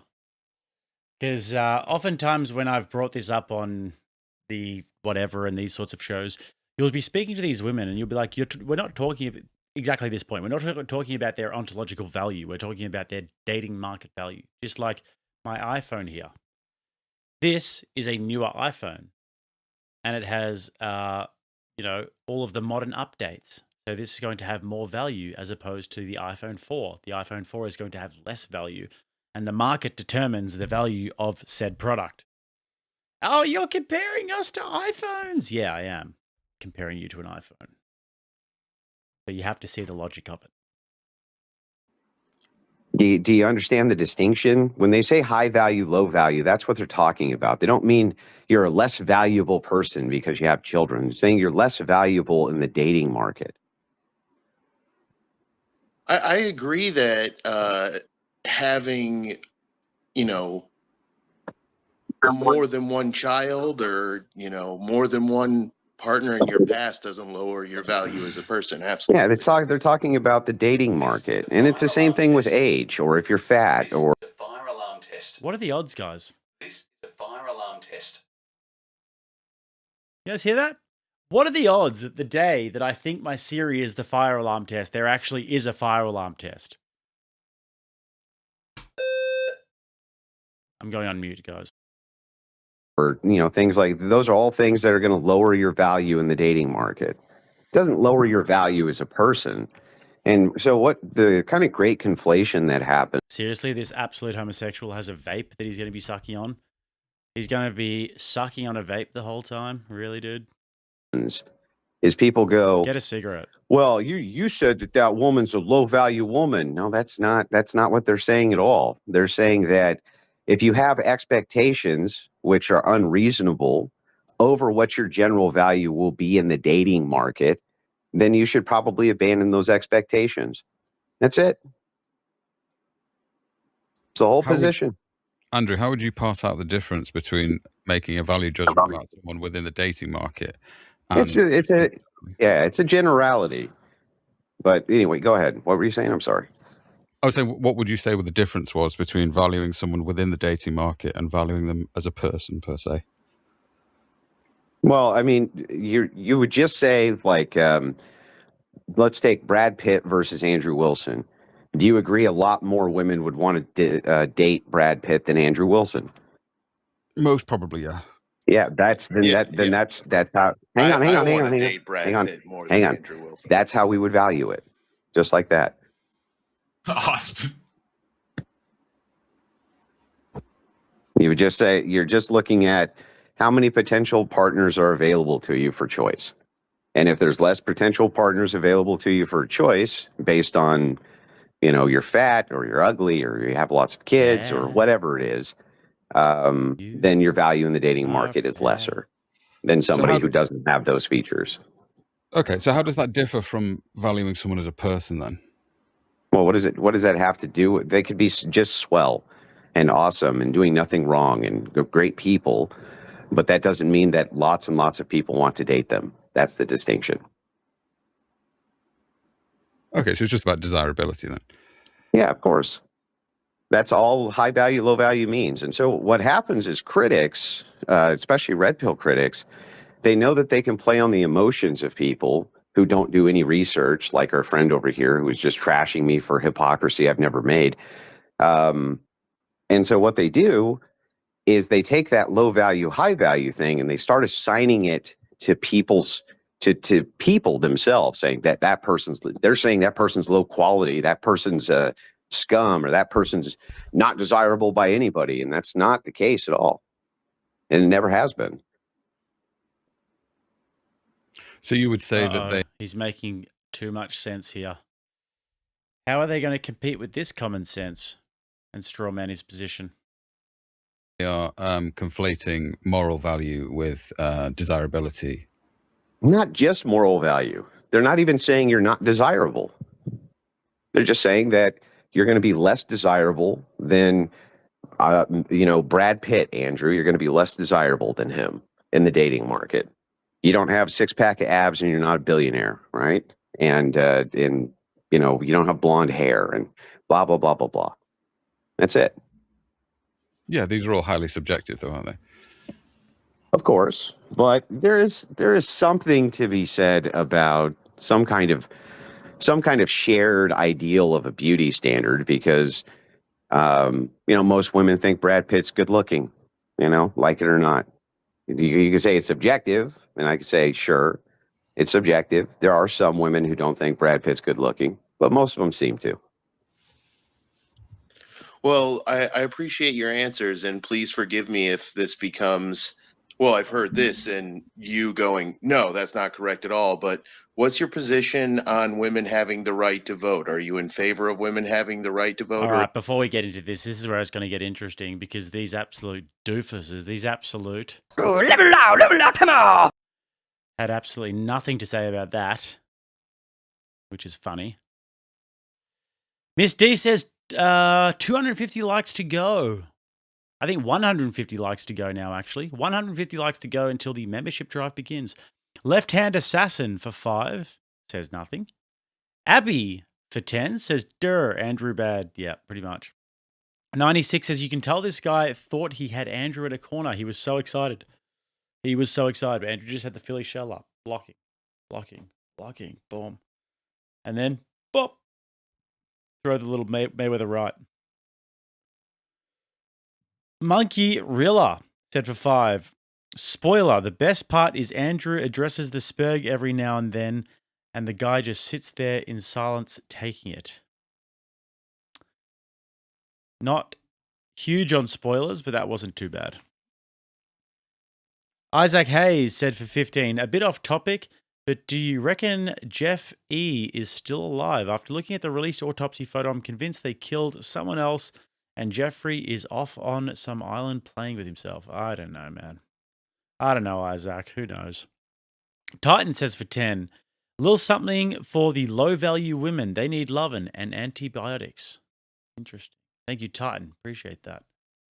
All right, let's get on this. Women voting. This will get contentious. Well, I've heard this and you going, no, that's not correct at all. But what's your position on women having the right to vote? Are you in favor of women having the right to vote or against it? Why would you be so Not really in the foolish? favor of anybody having the right to vote. I'd like to go back Why would anyone be so foolish and be in favor of that? to our founding system. I thought that was way better. Oh, that's wild. Can I ask you a question about? Yeah, but hang on. I want to stay here for just a second. All right, on this. Does anybody have actually a single complaint about what I just said? Is there anything that I just said that's confusing or seems wrong, or does it make total sense? I think you'd have to explain the history of what you think the founding. Yeah, of the no, nation I would definitely disagree big time. I think I'm largely in favor of a democratic approach to government. No, not the government shit, dude. I'm talking about dating, the dating stuff. Oh, okay. That's what I wanted to ask you about. Yeah. No, not necessarily. I won't say I completely agree either, but I understand there are dynamics to how people choose mates for sure. That's just a part of evolution. Yeah. And natural So most of these dating shows, what they do, what they're diving into, is what is it that women seem to prefer and men seem to prefer in women, right? And so that's what they're diving into. Now, when you talk about high value, low value, stuff like that, that's what they're talking about. They're just talking about the qualities in the dating market that are going to make you preferable to the most amount of potential mates. That's it. And so where this idea comes from of hypocrisy, that gets assigned to me because there are people who say that if you're a step parent or something like this, or you don't marry a virgin or this type of thing, that chick's a slut, she's a skank, she's a this, she's a that. But that's all garbage that's assigned to me. It has nothing to do with me. I don't know why it gets assigned to me because I happen to be on those same shows, but I argue from a Christian ethic. I don't argue from a red pill standard at all. So I've never actually understood that. And anytime I put a person to the question and ask them for an example of this supposed hypocrisy, just like I did Charlie, they come up short because there isn't any. I think there are some things that give people the impression you're kind of red pill. Like, I think you went pretty hard on Tomi Lahren, like saying that she's not right wing enough. It seems kind of red pill, right? No. Oh, dude, seriously. Level out, come on! So because he thinks that Tomi Lahren is not necessarily doesn't necessarily understand female duties, that makes him like super red pill and super right wing. I mean, yeah, no. It just means that Tomi Lahren is a feminist. That's all. Tomi Lahren has the entire idea really? there. She's like right wing as hell, dude. She's super Republican. Is she? Is she like right wing as hell? Do you want me to explain that situation? Yes, please go ahead. I'm just incredulous. Nobody was attacking Lauren for right wing or not right wing. They were attacking her for the idea that, like many women, especially online content creators who are females, right? They tend to come at things from a position of female privilege, and they don't even know that they're doing it. And so Good point here. This chatter says women feel bad equals red pill creator. That's actually spot on. They are usually assigned in the right anyway with what's called covert feminism. The idea is, and Tomi Lahren said it best herself, men are just ontologically wired to give us shit, to give women stuff, and they don't really deserve anything in exchange for that. That was her point. So yeah, that's I would consider that blows my mind. The claim that Tomi Lahren might be a secret feminist. She does not seem like a feminist to me. Well, it depends on how you parse out what feminism is, and it depends on how you define it. You know, it's people seem to conflate feminism with woke culture, and that's not what it is. I see feminism as a sociological theory. It's like a sub branch of conflict theory almost. Well, all feminism is a struggle to remove patriarchy and create egalitarianism and equity for women. That's what it is. And there's a couple of super chats. Gretchen said, it's the alpha male culture you're part of. Andrew, not just dating. I think in response to something you said a moment ago, you profit from it and seem to enjoy it. She asks, you're going to pretend you're not feeding into it? Yeah, I don't even know what alpha male culture is. Many, many times when I've been live on these shows, when the alpha male thing comes up, I expressly explain that I reject alpha hierarchies because they don't exist within humanity and never have, and that was all based on flawed studies of wolves. I've said this I don't know how many times on how many different dating panels and explained this. What happens is you see clips of women being particularly nasty to me and me being nasty back to them. But for some reason, they can be horrible to me. I'm just never allowed to defend myself. Like this guy that I came in here, he's talking all kinds of smack, right? Has no idea of what my positions are, calls me all kinds of allowed to defend myself. Like this guy that I came in here, he's talking all kinds of smack, right? Has no idea of what my positions are, calls me a hypocrite, can't point out the hypocrisy. Down the bottom there. But I'm not allowed to ever be upset about that, right? People are just allowed to talk as much smack as they want. I'm just never allowed to say anything back.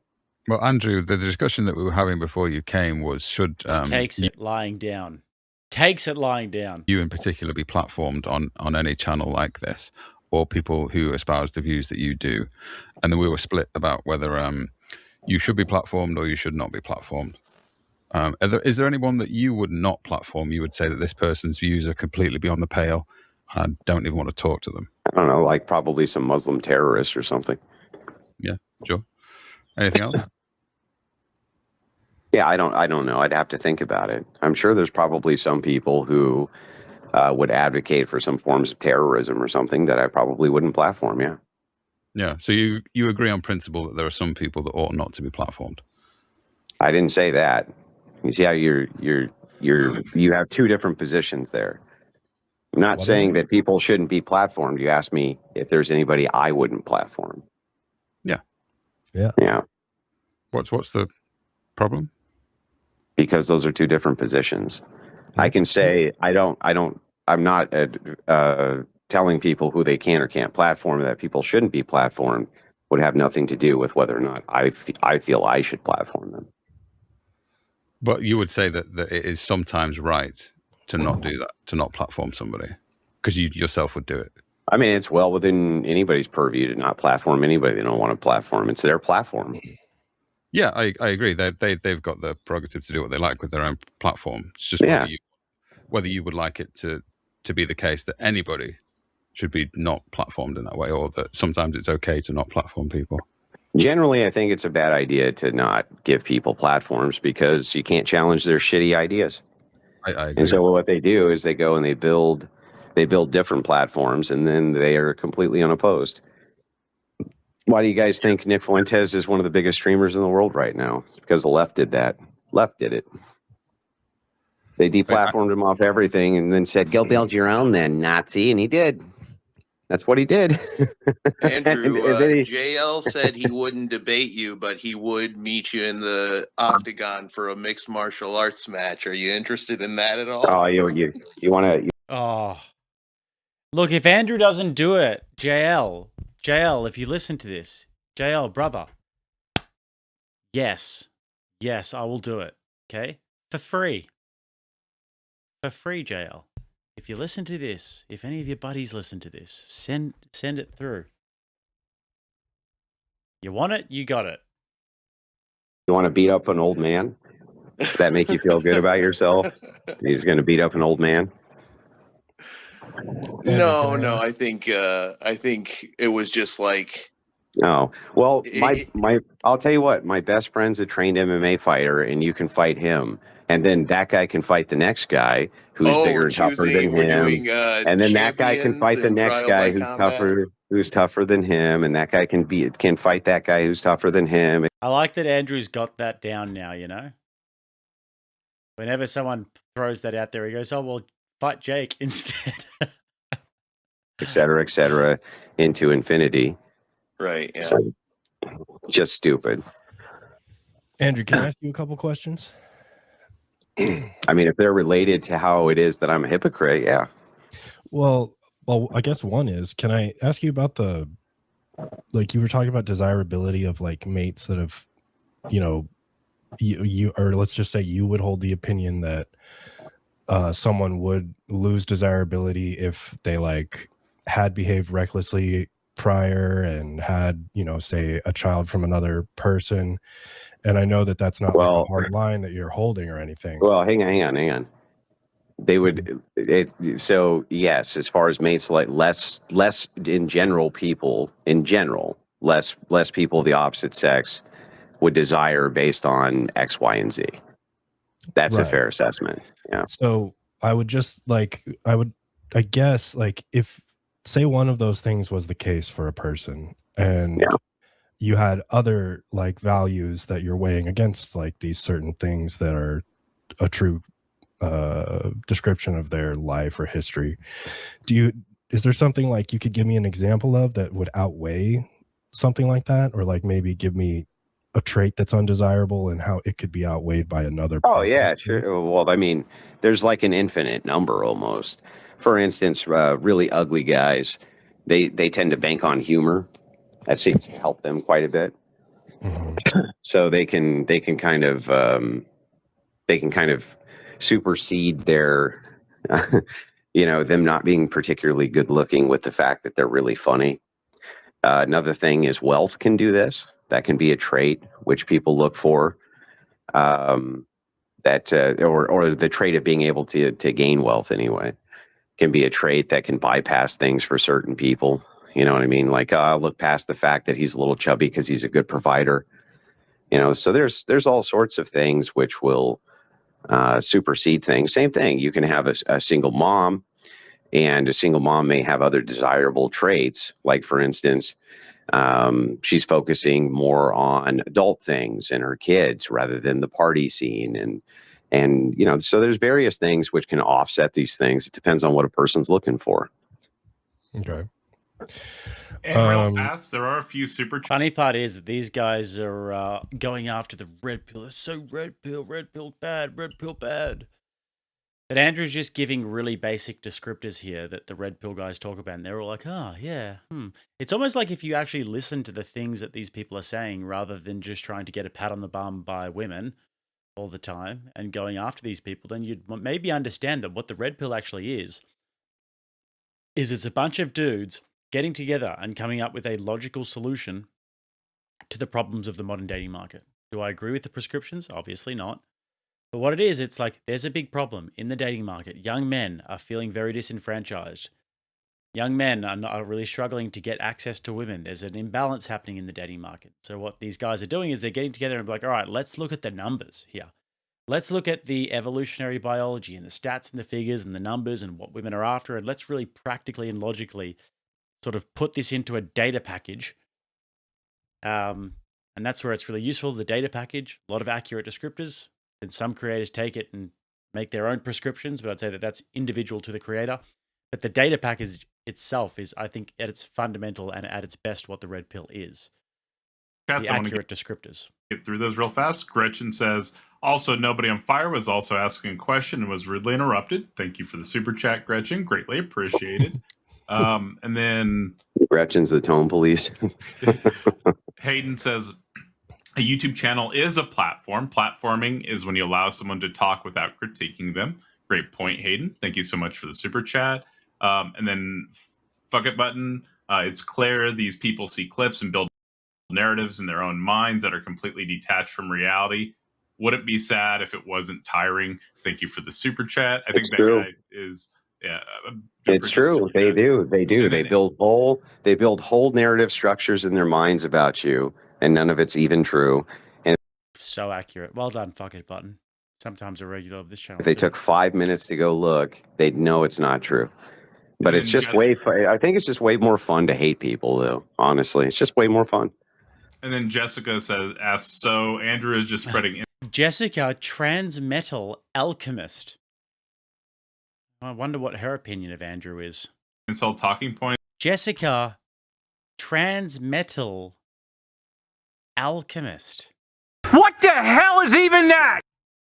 And we're meant not to think that he's utterly repulsive beyond measure. That's kind of mean, but would you like to respond to that? She had another one too. What did I say she actually disagrees with? I hear this a lot. I guess she's saying she thinks your points are incel talking points. Yeah, I know. But what's funny is like if they are, then she should disagree with them, right? So, but the thing is like first of all, I don't think that when they say incel talking points, they even mean anything. Incel to them is just some broad insult. There's no incel ideology, right? Yeah, incel essentially just means a guy who can't get sex. He would like to not be celibate, but he is celibate. That's what incel means. It's not like a full ideology. Oh, and then there was one last one. She also said, I keep degrading and patronizing women in public, and for some crazy, mysterious reason, women keep getting upset at me. Wow, what a pathetic crybaby. Thank you for the super chat. Do appreciate it. And yeah, that's pretty typical to move the goalpost, right? It's like Andrew can be attacked. Andrew's not allowed to attack because poor women, because the poor woman. I mean, she didn't even do anything except to act like an obnoxious bitch and go out of her way to try to attack somebody. And so they get hit back, and then suddenly it's like, oh my God, how could you do that? Like, yeah, fuck that. And by the way, when you're on the subject of platforming, let me point something out. I'm platforming all of you. You're teeny weeny, teeny tiny creators. So if you go on, if I'm on a platform with you, you're the ones being enhanced in your message, not mine. And so I think people miss that when they're talking about platforming.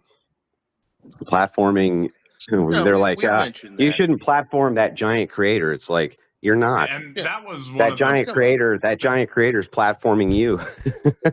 Yeah, and I am for free. It's a good point.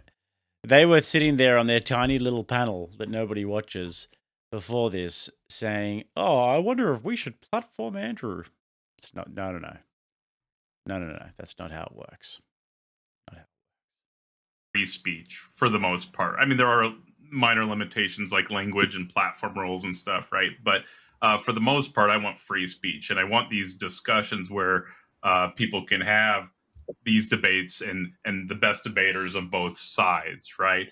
And there was some opposition, and I understand some of the concerns and whatnot, but I also pointed out that there are plenty of people that come on here that admit to doing horrible things, and we sit there and debate their ideas, right? The goal here is to attack ideas, not the people, right? And generally, I think we do a pretty good job. Yeah, so you got a bunch of leftists then.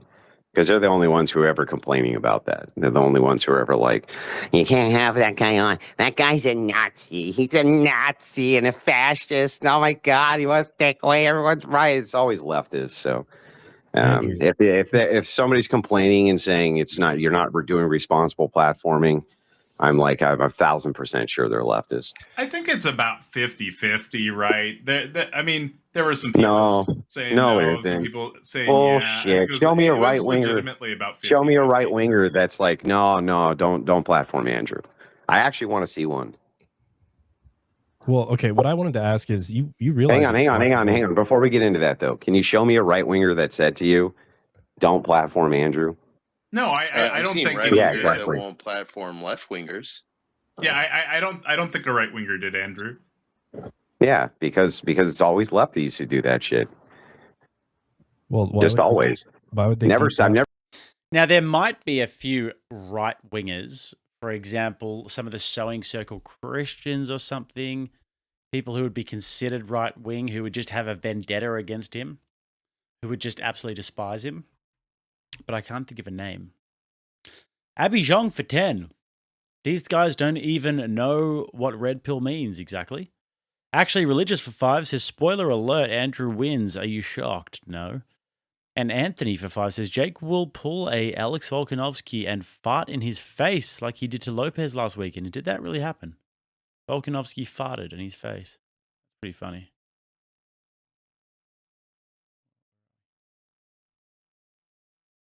Never seen right wingers advocate for that shit. If they agree with you, why would they deplatform you?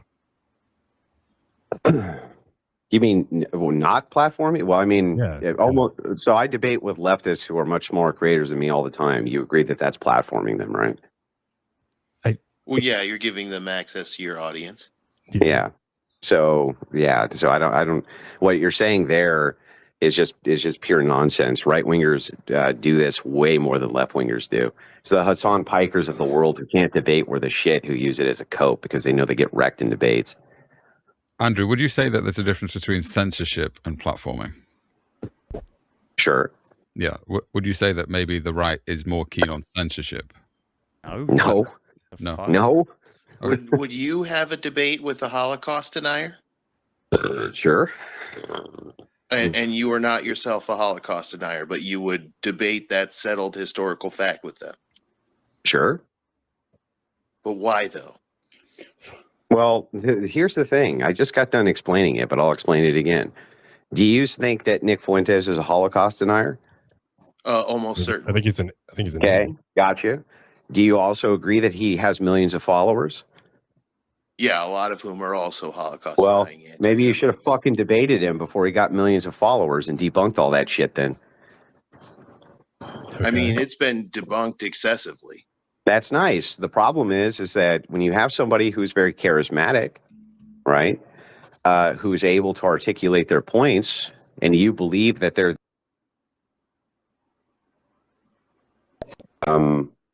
and like why you would allow them to accumulate a massive audience and just let it go unopposed. That just seems stupid to me. But whatever, you guys can do what you want. Does he like do call-in things where you can just call in and talk to him? I've never checked out his. He's been on lots of different panels in the past, lots of smaller panels. Right now, he'd be too busy to do that sort of stuff. But yeah, he's done lots of them. Channel. I don't know if that's even an option. No, but he takes on debates from people all the time. And he's in X spaces all the time, and he does allow people to come up and challenge his views in those X spaces. And it's like, that's the thing. I remember talking with Doc Avi about this, and ask yourself, both of those guys are Jewish, right? And both of them enjoy debating that issue. And they enjoy debating that issue because they feel like they can debunk 99% of the resurgence of that idealism. And so they nip it in the bud. Fucking leftists are so stupid. They're just like, oh, no, we'll just ignore it and hopefully it goes away. And it's like, okay, well, how'd that work out for you? Not so well. So, if you want to get back to the hypocrisy thing, I think I do have one question, and it's partially in jest, but it's because I really know, like. All right, so this will be interesting. I do need to go to the toilet, though, guys. The hypocrisy question. Keen to learn how Andrew's a hypocrite. We're 30 minutes through. Got another hour and a bit to go. We're 600 out of the 1,000, guys. I'm going to go to the toilet. We can have a slight chair grift, and then we'll come back and carry on, hey?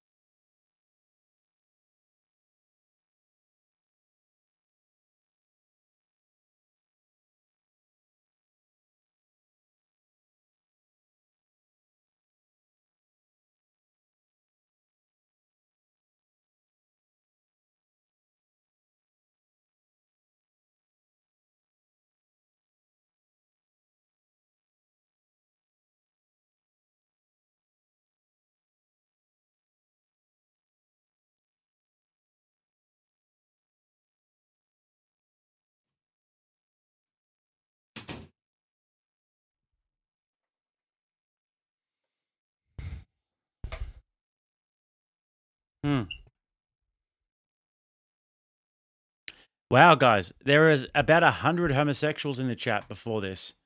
Because every time I go, obviously the rules are that if you leave the chat while I go to the toilet, then You are gay. you leave while I'm gone, You are gay. and then you have to ask the question. Why are you gay? So there was flush. There was no washing hands, though. I did flush, though. It was a long one. I've had 2 reality-based or rattlesnake mugs full of coffee this morning, and I had a 750ml lightly flavored raspberry pump bottle like that, and then my water. I keep hydrated, guys. And then I had a whole bowl of fruit as well, which is also hydrating. So you guys know how it is. Any chair grift while I was gone? 30 came in from Blaine for the chair grift. And 10 from Abby. You're not even gone a minute when you have to go to the bathroom. Yep, boom, boom. In, out. In, out. I think Miss D timed it for 58 seconds. I was gone for. All right, guys. We're at 650 right now. Want to get to 750 before the halfway mark at about 45 minutes, okay? 750, and if we're not by then, 45. If we're not at 750, then it'll be a smoko. 2 clips of you, like, and I think they were talking about the lesbian you wound up talking to, right? Chuck. So, Chuck. Yeah, is it Charlie? Yeah, Chuck. So, partially in jest, kind of actually interested if this is maybe a example of hypocrisy. Do you lick sniz? Why? Even if I did, that still wouldn't be hypocrisy. She's a lesbian because she's a female, dude. Within my world, because within. Jeez, scintillating arguments here, guys. Scintillating, mind-bending arguments here. Wow. Jeez, how do you even respond to that? Damn. My worldview, homosexuality is wrong. Why is it wrong? Well, it doesn't matter. It'd be irrelevant why I thought it was. A hypocrite has to be espousing. You don't want to justify it. Hang on. Stop, bro. Stop. When you claim that would be hypocrisy is not doing a thing and then telling somebody else they can't do that thing. That's not hypocrisy. Otherwise, if I told my kids not to smoke and I smoked, I'd be a hypocrite. Hypocrisy is espousing a value structure that you yourself don't follow. So even if it was the case that I lick sniz and she licks sniz, that we both do this, that would not violate, that would not. Balsamic says, how much sniz would Chuck sniz if a woodchuck could chuck sniz? No, it's how much sniz would Chuck lick if Chuck could lick sniz. Chuck would lick as much as Chuck could lick if Chuck could just lick sniz. Pretty impressive by me, I'm not going to lie. Violate my value structure, would it? No, but it's a hypocritical stance to hold. That would not be a hypocritical stance if it didn't violate my value structure, bro. Then would you validate it to me or justify that? Why? It doesn't need to be justified in order for you to agree that I hold it. I'm saying for it to not. Do you agree? Do you agree? I hold that value structure. Yes or no? And I'm saying that's hypocritical. Yes. How could that be hypocritical? Because it arbitrarily chooses what actions one can do and one cannot do. That's not hypocrisy. You are. So you just don't. Maybe you just don't know what the. Maybe you just don't know what the word means. But if you can show me that I don't hold that value structure, and that I'm violating that value structure, or that I do and I'm violating the value structure somehow on purpose while telling other people to do thing X, then demonstrate that. But if not, asking me to justify it's irrelevant. You just have to agree I hold it. You just have to agree I hold it. That's it. Okay. Is this better? I agree you hold a hypocritical structure regarding this. Well, that's not. How would that be hypocrisy then? Well, then, okay. Is it fair to say that? Well, first of all, how do you hold a hypocritical structure? What does that even mean? I don't know. You're the one calling it a structure. So, yeah, structured worldview. Correct. Is it just, okay for me to ask if you could explain why one is wrong and one is okay? No, it's not. First, you have to demonstrate how it would be hypocrisy if you agree I hold the view and then I'm not violating the view. How could that ever be hypocrisy? Okay. If I were to say, I think that view is incorrect and yeah, that's nice. That's nice. But you agree I hold it. When you respond to me, is it fair just to ask for you to justify that there's no, it's not. Do you see what I mean? Like what, this is such, why are these not? Why because are these it's what you're talking because it's incoherent nonsense. What about the view?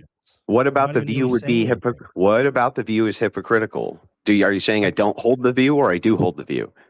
I'm saying you hold a view in which I cannot distinguish between these two agents and why they can or can't do this thing. Who cares? That's irrelevant. Whether you can see it or not, you'd have to explain how I'm violating the view. Otherwise, there's no hypocrisy. Do you understand that?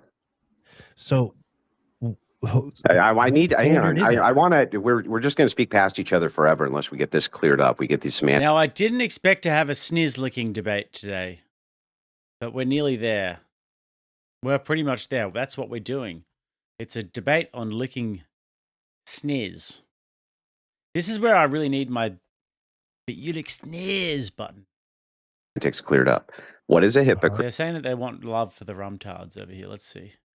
Dell sent 10 on the R side, on the R-tard side. Said, for the chair, you donkey cart puller. No, I appreciate that over on the R side. Any other money havers on the R side over there? Come on, guys. Right. I mean, basically, you're affirming a contradiction in behaviors. No, that's not what a hypocrite. No. Look up the definition of a hypocrite real quick. Okay. I think words generally have a semantic range, and both saying, criticizing someone for licking sniz and being yourself somebody who licks sniz is definitely something that could fall within the semantic range of the term hypocrite. No. Because if I go to a guy and I say, hey, listen, cocksucker, and that's an insult. But if your woman does that for you, that's not an insult. You're saying the same thing, but except one is a dude, ew, terrible, bad cocksucker. Your woman does it for you, great thing. Can't. Unless it was a value structure or some kind of belief structure which was being violated. Well, the belief is that licking sniz is somehow bad when one person does it, but it's okay when you do it. Yeah, so if you held that belief, right, and espoused that belief, you could not be a hypocrite. You see how that works? Okay. So, such as criticizing others for being late while always being late themselves. Okay. Now, in this situation, one person is late and they're criticized for it. The other person is late. They don't criticize themselves for it. Okay. So the question is, in this situation, these are clearly like cases, right? So what's the distinguishing factor that makes these other two cases unalike? Because it's a belief value. So you can't, you could claim that I'm wrong. You can claim my stance is not justified. You can claim that I'm incorrect, but you can't claim hypocrisy unless I don't hold the belief. Unless you're saying I don't hold the belief. Well, so then I asked you if you could justify how those cases are not alike. Yeah, that's a different question. Justification for the belief is irrelevant. You would have to show that I don't, because you'd have to show I don't hold the belief. That's the relevant part. No, I'm trying. I'm conversing with you, and now I'm just asking if you could give me a breakdown of the justification for that. No, fuck off. You don't get no justification for nothing until you figure out how it is that I'm a hypocrite first. Okay. So welcome PBS, and real fast, there's a couple super chats. Jessica said, "Those damn lefties, they keep advocating." Oh, why are they reading a 5 AUD super chat and interrupting the debate from some alchemist absolute weirdo? Feminism is cancer. Thank you very much. Why are they reading that? $5 Australian. I can barely get it. So freaking packet of gummy bears with that these days. Advocating for democracy, peace, and equality. Damn them and their passion for justice and their intellectual honesty. Thank you, Jessica, for the super chat. Greatly appreciated. And then Gretchen says, golf plat. Can't read. Golf. Yeah, I noticed nobody you. on fire. Great point. Nobody. I noticed she moved off the point real quick that she just. Rach makes a good point here, saying, example, if this would be hypocrisy, if Andrew's browser history was full of lesbo corn, then that would be hypocrisy. So if he was criticizing her, saying you lick sniz, but then he was enjoying the female sniz licking each other, if that were the case, then that would be hypocrisy. He was criticizing that act as if that act is wrong, and then enjoying it himself. Agreed with me on any of the dating stuff, though, huh? She moved off that fucking shit real quick, didn't she? Because she didn't disagree with a damn thing I said. She agreed with every point. It's really funny because this is always what happens. You start talking to women about, you're a monster, blah, blah, blah, blah. And then you give them the view and they're like, oh shit, I actually agree with that. I'm just retarded. And I'm like, yeah, you are. Well, guys, we're getting close to a smoko here. 45 minutes. We're 4 minutes, 5 minutes away. And it's going to just be this sound on repeat, literally. Come on, Smoko. So leave me alone. Come on, Smoko. Come on, Smoko. So leave me alone. I don't know. I wouldn't wish it upon my worst enemy, guys, but we got to get that dono bar up to 750. It's on 650 now. Then Jessica. And once we get it to 750, maybe we'll start the membership drive. With another comment, says Andrew is that I cannot read today. Andrew is as bad at philosophy as he is at politics. Well, we haven't even gotten philosophical yet, so. Why don't you jump on the channel then, the trans alchemist? But I wouldn't expect you to know that. You're just a woman. And welcome just a woman. And we do have one more in back, Pseudo Shock. What's up, Pseudo Shock? So one of the things JL said before you came up, Andrew, was that you have at some point claimed that during a grape, if a woman orgasms, it's technically not a grape. Or I don't remember exactly what total.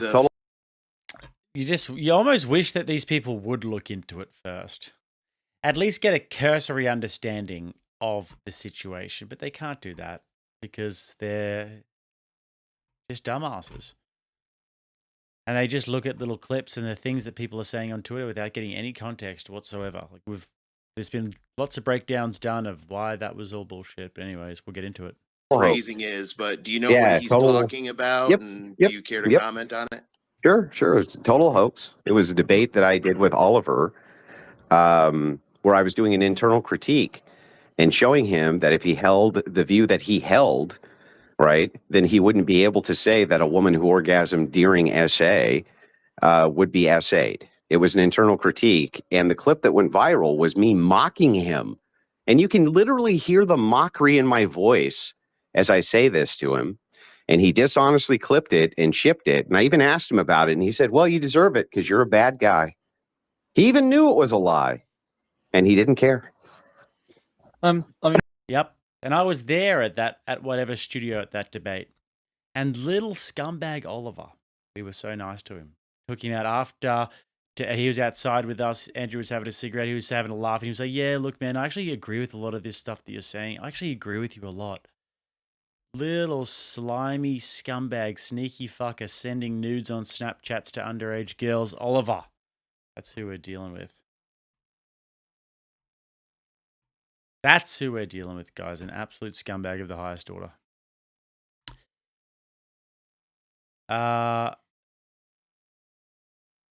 D comes in and with 80 says, give that soundboard the ass. D does not want to hear I'm on Smoko today. D is not keen to hear that. And Derek's fly fishing sounds like so much fun. Sounds absolutely exhilarating. Says Andrew joined the Tema panel. Level out, Tema! That's what they all sound like. M. Venata says, I don't remember the quote and didn't research it, but I'm still going to bring it up and accuse you of it. Pretty much exactly the logic. We're nearly there, guys. We're 22 away from not having to go on Smoko. And there's a couple super chats real fast. Fuck It Button says, "Wow, Andrew, you can't hold people accountable for what they say, as they try to hold you accountable for what you say. Smoky Man bad." I know, it's terrible.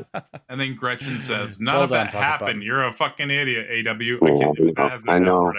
I'm terrible. I know. Smoky Man bad. I know. Guy. But yeah, that's what happened. The bad guy. That's what happened with the essay thing. So that was an internal critique, and I was mocking him because that's where his logic led.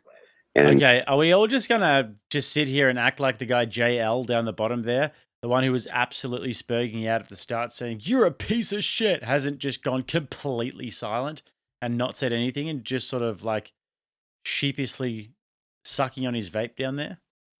What is going on there? That is a defeated, broken man. This is what I mean. I said this at the start though. He came out hot, gassed himself out, and then he was done. KO.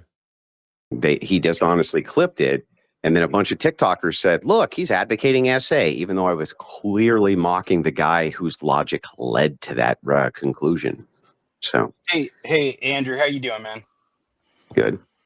This is Pseudo Shock. I don't know if I'm up on screen. I might be just in the back here, but I've seen hundreds of your debates. I agree with you on very few things, but as watching debate as a sport, you're very entertaining. And I think that's one thing that quite a few of the people that might be, oppositional to you don't take into account. Let's see if Pseudo Shock here gives a better argument, or at least he knows what he's talking about in any way. Is, if you can sit back and just watch it like sports, very, very entertaining. So I'm excited to see your debate here, and lots of credit to you to coming to, all kinds of different channels and not really running from debates. Also, I did watch that debate live with Oliver, and I can 100% back up what you said. That exactly it was kind of a rhetorical, method. But in terms of hang on. I just want to make sure. Do you guys hear what he said? He watched it, so he actually watched it. Unlike the people who criticize me, who don't take the time to watch any of the things that I do, like our buddy JL over there. You're a hypocrite, can't point out the hypocrisy. JL's just getting his absolute cheeks clapped at this stage. He's just getting slapped around and taking it like a real bitch. Right? You advocate for SA, right? Never watched the clip. So in his mind, I'm a bad guy. But imagine, right? I want to show you the distinction here. If somebody came to me and they were like, "This guy JL, he's a bad guy. You know the kind of stuff that he does?" I'd be like, "What?" They'd say A, B, and C. I would actually go look. That's the difference, right? I would actually go look. I would give. Someone says JL in the cut chair. That's so true.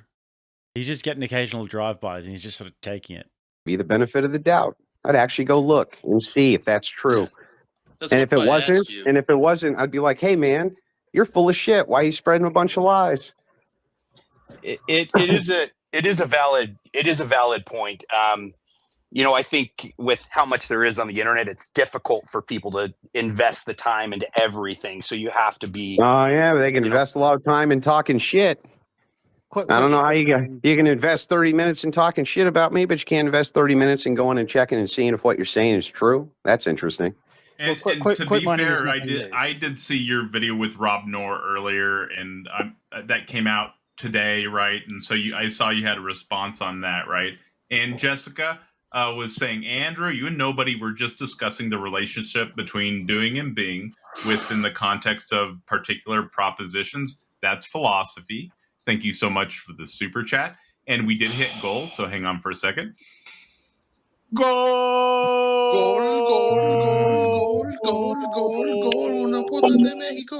Yeah, you're welcome. You're welcome for me coming on here and boosting up your donos. Wow, a bunch of 5 AUD donos. Literally a whole entire panel of... Level out, come on! You're welcome. They do hit the goal every day, but I'm sure you dragging some of your audience over has helped. So I would objectively say that's not the case. I have seen a few people from your side coming over and asking some questions. Can we just get to the arguments? And respond to them.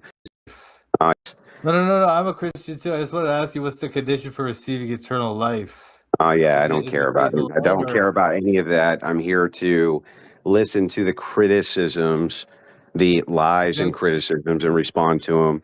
I'm not interested in talking about. I'm not interested. Yeah, I'm not interested. I don't care. I don't care. Wait. Are you Christian or not? How do you not Yeah, care about that? yeah. I don't because I don't care to discuss it with you.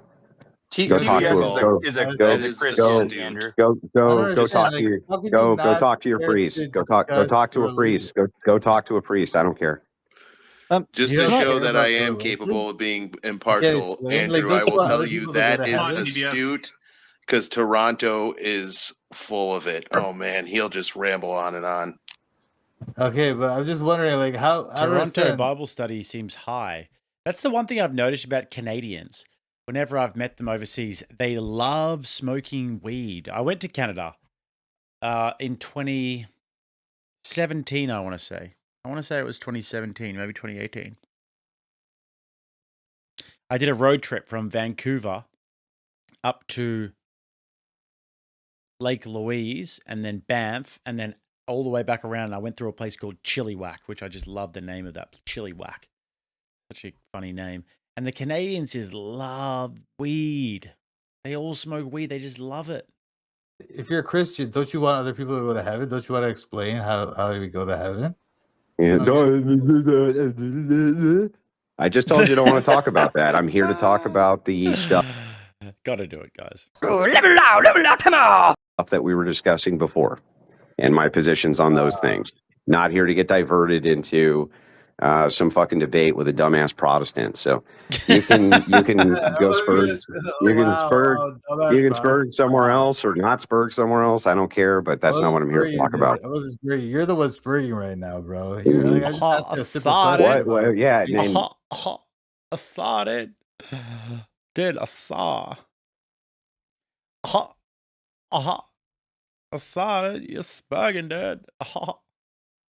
Remember how I told you to go fuck yourself? I'm not answering your questions. Wow, dude. Wow, very Christian of you, Andrew. Yeah, I'm glad you think Andrew, so. I've got a question for you. So, it's fucking why do you fucking people think you're entitled to something from me? Like, fuck off. I told you what I'm here to talk about. It's not that. That's your question. Yeah, I just the question. You're a Christian, you should be able to answer. Adrian. Question. Just fuck off, bro. We're trying to have a discussion about something. You identify as a Christian. Bro, shut up, bro. Stop talking. Anybody can opt out of any discussion they want. TBS, come on. Yeah, so Andrew, I've got a question for you. TBS, hold on. Let me get in here, man. So, Andrew, I've heard a little bit. I've seen you on Piers Morgan a little bit talk about Christians and facing. Do you guys want to talk about the dating related stuff that I was being criticized for and being mean to women or not? I actually had a question about it. I think you might find my question interesting. Let me ask the question, and then if you don't want to answer, you don't have to. But it's not going to be interesting. It's going to be some bullshit about fucking driving me into a Christian debate, which I'm not here to do. Man. This is perfect, man. I feel like I'm in the arena with Andrew Wilson. So, Andrew, just in terms of Christian nationalism and putting it on the stage of real politic, where it's got to meet that, it's got to bridge to that point, correct? So, my question for you is that most atheists, most people are pluralists, or kind of, for the most part, it's cool. Do what you're going to do. We're all going to live together and get along. But when you're pushing it a step further towards Christian nationalism, aren't you in a sense now putting your belief structure and your worldview up on the stage to actually have to defend, and have debates on what your worldview is, and be open to people that are going to criticize it just like they would any political topic? Sure. And you're completely okay with that, because that I don't know if you agree with my premise there, that for the most part it's kind of, it comes up here and there. There's people that are assholes, but for the most part we live along, we get along, do your thing, whatever, man, right? But not right. No, there we delineate. No, I don't think that's the case.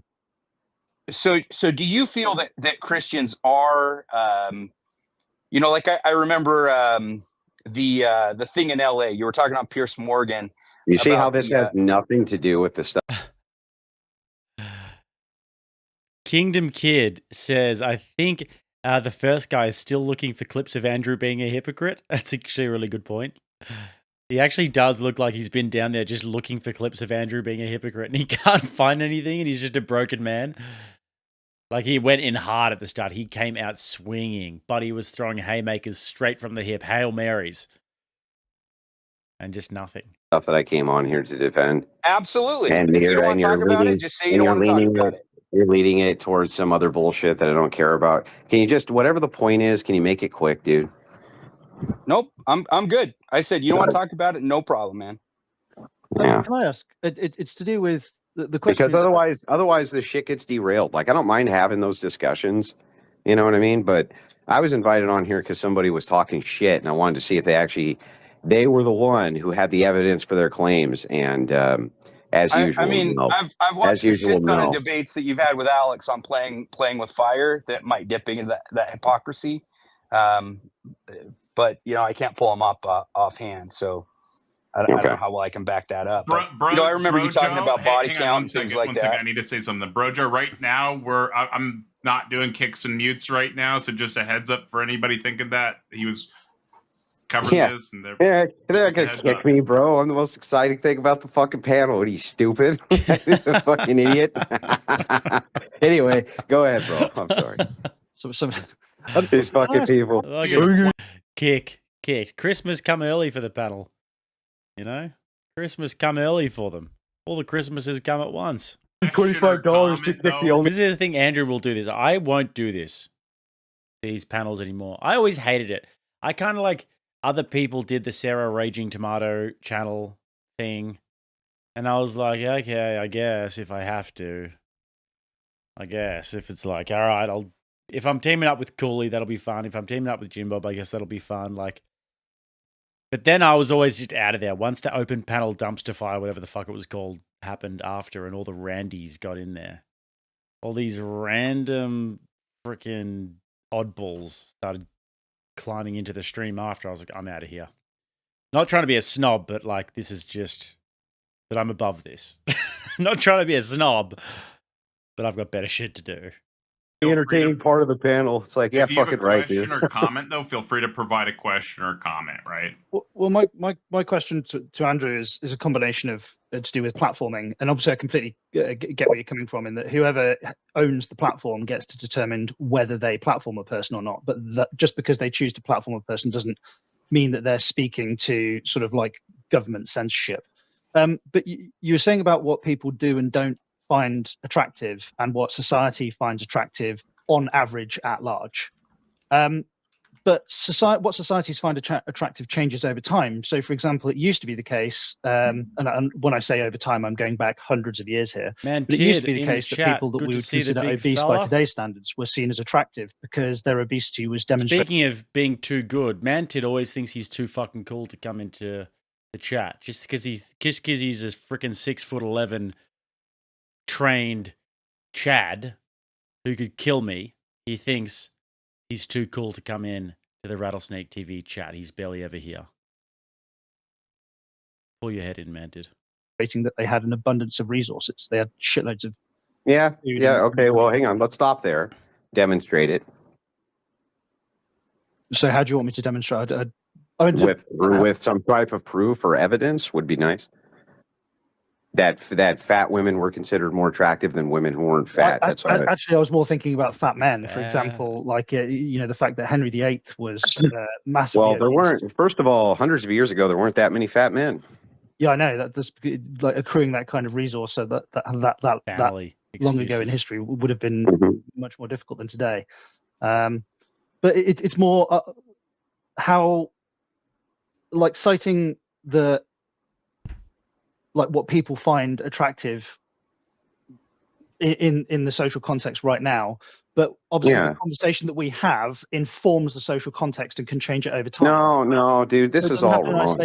First of all, no, attractiveness is not just a social phenomenon. Okay, it has to do also like Another one of the fucking Sarah Raging Tomato people down here.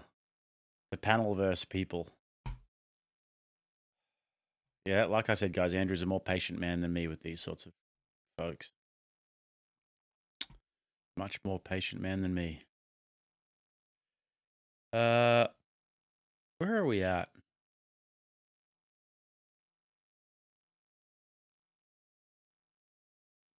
The cut says, I do research before I see a client or even make a claim. These people just say whatever they want to hear and don't do research for more than TikTok video worth of time. Yeah, seriously. But this is also why it's good that Andrew goes on these panels and just crushes them and just silences. Like this JL guy was spurging out at the start and literally has not said a word. He's been sitting in the cuck chair the whole entire time, just literally watching Andrew absolutely just have his way with this panel.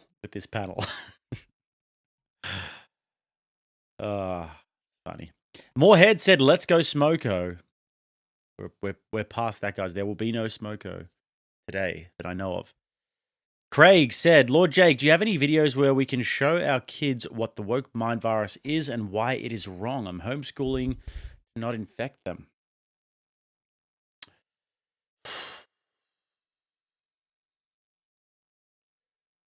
Jordan Peterson was always pretty good with that. I mean, just understanding form like logic and why these people's worldview doesn't come from a place of doesn't come from a reality-based place is always great. Understanding basic formal logic is good. I definitely try and slowly incorporate that with like little philosophical dilemmas that the children can understand. Abby Zhong for 10 said, such a snob. Kidding. Yeah, I don't blame you. I can't do it either. Yeah, I am a snob. I'm a panel snob. I get invited on a lot of these panels, but I always just like, nah, sorry. Just don't have time. Yeah, I am a panel snob. Sorry, guys. I just am. 10 from 88 says, why do men with British accents all sound like psychologists? Oops, maybe they are cooked. Yeah, they actually do. That's a good point. And then 10 from Technician says, found Andrew through your debate clips. About time I catch you on a live and pay my dues. Thank you, Technician. And glad you were able to find this crucibility through my clips. You believe in evolution, don't you? You're an evolutionist. Yeah. So just for context, I'm philosophically I'm agnostic on the existence of God, but I live my life as though I'm an atheist. Okay. So you believe That's such a dumb thing to say. Philosophically, I'm agnostic on the existence of God, but I live my life like an atheist. So you live your life as if nothing matters, as if everything is meaningless, and as if you're a total nihilist and that we're all just flux, we're all just matter in motion, and that you have no justification for anything metaphysical. You live your life that way? Okay, but you're on this panel? Okay. Level out, come on!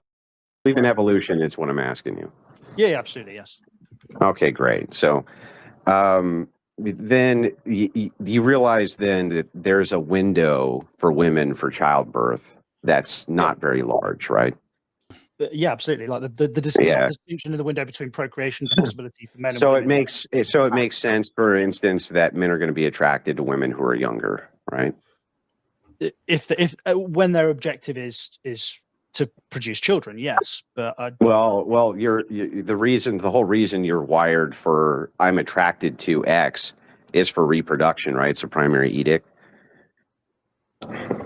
Yeah, but again, this speaks to what you're attracted to being contextual. So, for example, like if I'm.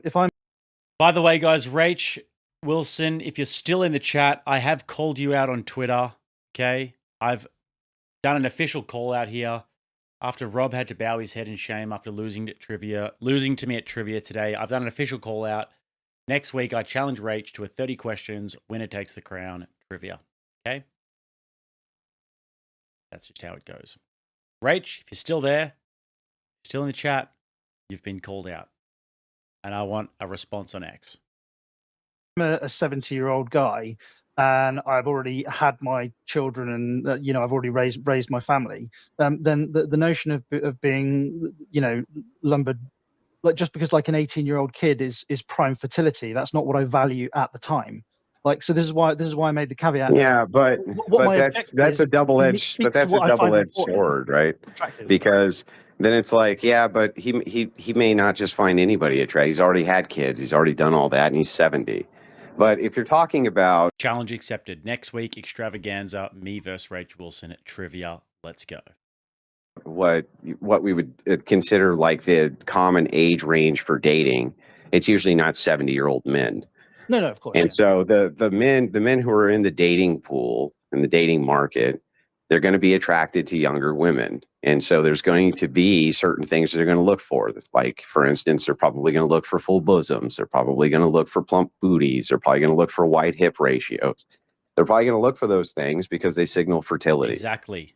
Nice bosoms, and so that's what attracts childbearing hips, you know?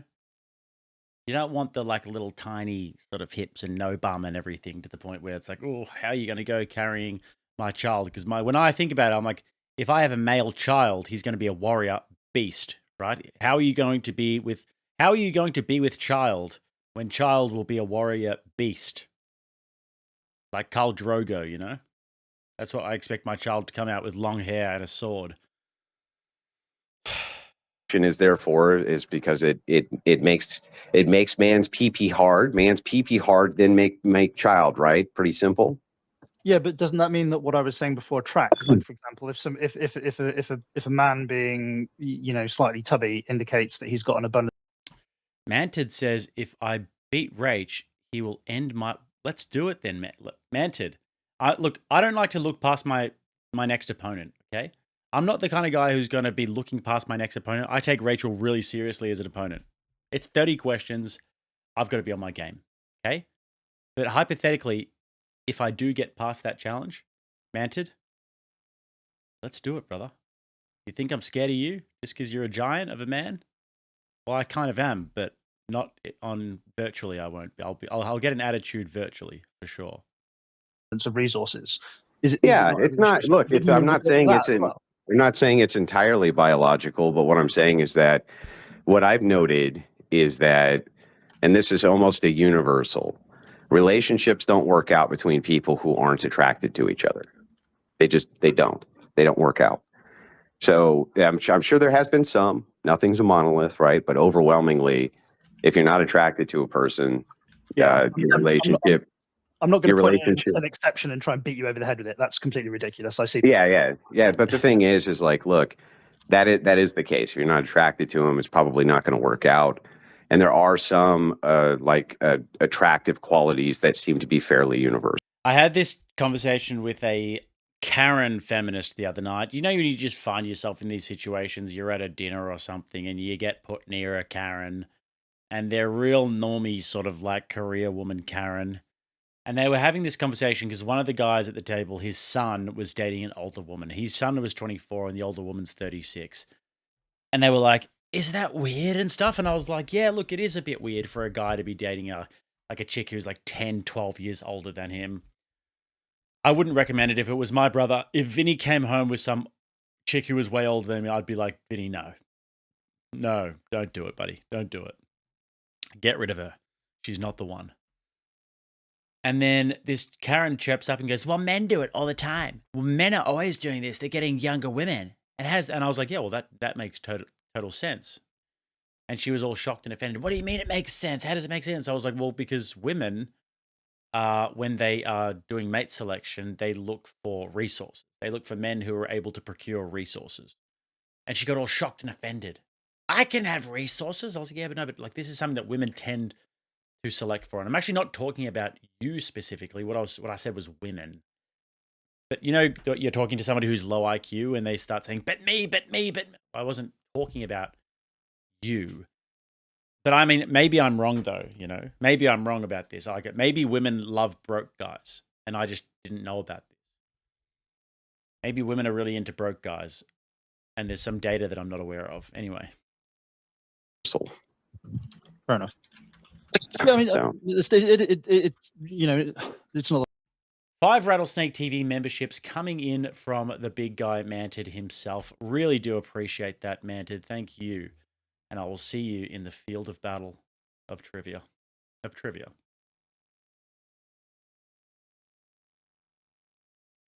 Vinny saying he can fix her, though. Vinny, no 36-year-olds, okay? No 36-year-olds, all right? We got to carry on the family. Vinny's 25 now. I forget that. Vinny had his birthday recently. He's 25 now. To me, it's weird. Anyway, weird when your brother turns 25, hey? I'm looking for areas to disagree with you on that, but I mean, and remember, a lot of these red pill guys, they're evolutionary psychologists, right? Or at least they claim they are. And so they're trying to look at everything from that prism. They're trying to look from the prism of what they consider mating and dating strategies. That's what they call them, right? These are dating strategies for mating strategies. Look, if you're looking to optimize for maximizing the number of children that you have, then I mean everything that you said, I have to say is fairly reasonable, and I can't really disagree that much. But I do still think that the reason that I asked about Ray's society, what society does find attractive changes over time, like is because that's a product of the cultural discussion, and we're all taking part in the cultural discussion right now. Yeah, but what I'm saying to you is that I agree with you that there's going to be some sociological phenomenon which goes into dating and mating, which is vastly complex, and you and I will probably never even understand, all the ins and outs of it. Well, but I'm also saying, but what I'm also saying is that there's some universals here too that seem to transcend social categories from just a purely biological standpoint. Okay, and I suppose the other thing that I did want to touch on quickly, I say quickly, this could spear off. It's not necessarily why you're here now. I appreciate you came to tackle being accused of being a hypocrite, but something that you said whilst dealing with that was to do with democracy and voting. Do you mind if I can ask a quick question on that? Go ahead. Can you flesh out what is your position on democracy and voting, and should we have a democratic system at all? And if we do have a democracy, who should be enfranchised? Who should vote and who shouldn't, according to you? Great question. That's actually a good faith question. And I think Andrew will probably get into it because he's just asking a simple question. What's your view on democracy? Who should, and to what extent would you believe in that? Who should be enfranchised and who shouldn't? And he can actually lay this out in an interesting way. I would move towards some kind of stakeholder democracy like our founders had. Our founders were very distrustful. It wasn't just landowners. So, for instance, in many states, you couldn't vote unless you were part of the bucket brigade. In many states, you couldn't vote unless it was the case that you were a certain religion, right? The states largely left, voting was left up to them as to how they wanted to go about their qualifiers. But democracy as being a universal, I think, is fucking stupid. It just leads to power blocks and endless internal warfare and revolution, which I think is a bad idea. The problem I have, I can hear someone typing in the panel. Like, is Mr. E there or something? Did someone invite Mr. fucking E to the panel? Makes me want to punch Mr. E in the face when I hear somebody typing on the panel. I bet it's Mr. E, who's called himself Pseudo Shock or Nobody on Fire or something like that. And Mr. E's just coming because he knew that I was going to because Mr. E knew that I was going to review this shit. And then he goes in and he starts typing on the panel because he's playing 4D chess like that. Prick, dude. Hate that guy. You hear that? Based on the conversations that I've had with this panel recently, I'm probably slightly right of center. Now, that can attract a bit of criticism, but when it comes to voting, my position is fairly straightforward in that you can't control where or who you're born to, and you're subject to the laws of a society, so you should probably have some kind of say over how those laws are formulated. Now, why? Hang on. I'm not accepting that though. Why should you?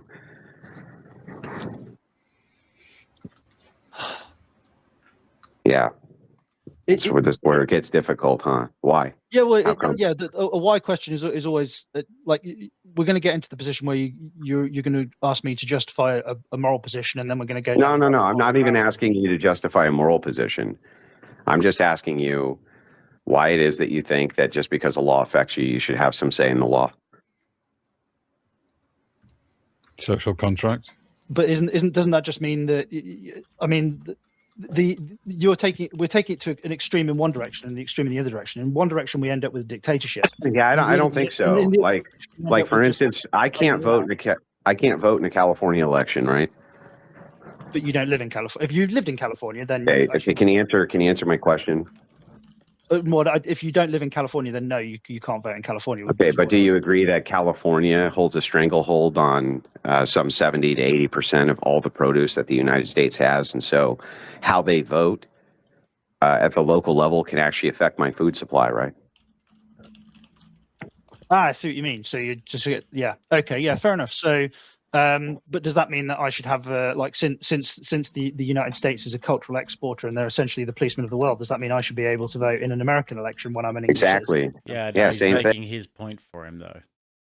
Yeah, I don't know if he realizes he's doing this, but yeah, he maybe realizes he's making Andrew's point here. Just because something affects you doesn't mean you should necessarily have a vote on it. That those laws all affect you too. That's why that position to me has always been incoherent. We're affected by laws constantly, nonstop, that we have absolutely no ability to do anything with. Okay, so let me flip this around back on you then. So you want to go to stakeholder democracy. So to you, like, what stake should I hold that enfranchises me to have a say in the democratic system? Good question. Well, this is the thing, right? This is where people always go off the deep end because they expect to have universals instead of localities, and I expect the opposite. So how it was originally set up is states made the determination of what the qualifications were for voting. So if a state made the qualification that everybody in that state could vote, right, not directly vote for the president, for instance, but they could all vote for their local government or whatever, that's their business. Yeah. But if they wanted to have qualifications for that, I think that that's fine. Yeah, I mean the system in the UK, we vote for our local representative, and our local representative is it is that JL guy doing the typing. It's the Spurg doing the typing. How fucking annoying, dude. Tell you who JL reminds me of? Tell you who fucking JL reminds me of? See who JL reminds me of. No, not that. Not that. This. That's who JL reminds me of. True? Alright, major stone shield potions should be... Oh god, I'm gonna have diarrhea again. You can't go to the bathroom, you're stacking Sunder armor. It's okay. Mom! Bathroom! What, hon? Bathroom! Bathroom!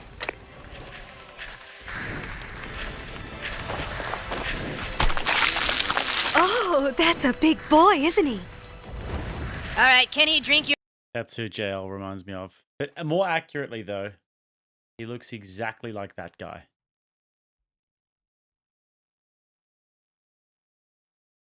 Anyway.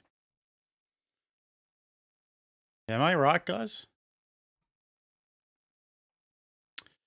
Relian came in and said, the only man you should want your son to be like is the one true king of Westeros, Stannis Baratheon. Leave the savage donkey pull cart Barbies for the Muslims. You know what's funny, guys? Me and Andrew were playing this game in Vegas where we were giving Game of Thrones characters to everyone, and we were saying who is everybody's Game of Thrones character. And I was like to him, initially I was thinking that Tywin Lannister might be a good one for him, the original, Lannister. But then we came to the conclusion that Andrew was definitely... Who do you think it was, actually, guys? You guys have to guess it here. Who do you think Andrew's Game of Thrones character is, and who do you think he said my one was? They both make sense, all right? You guess. First of all, Andrew. Who do you think Andrew's Game of Thrones character was? We'll see who gets it first. We'll see who gets it first.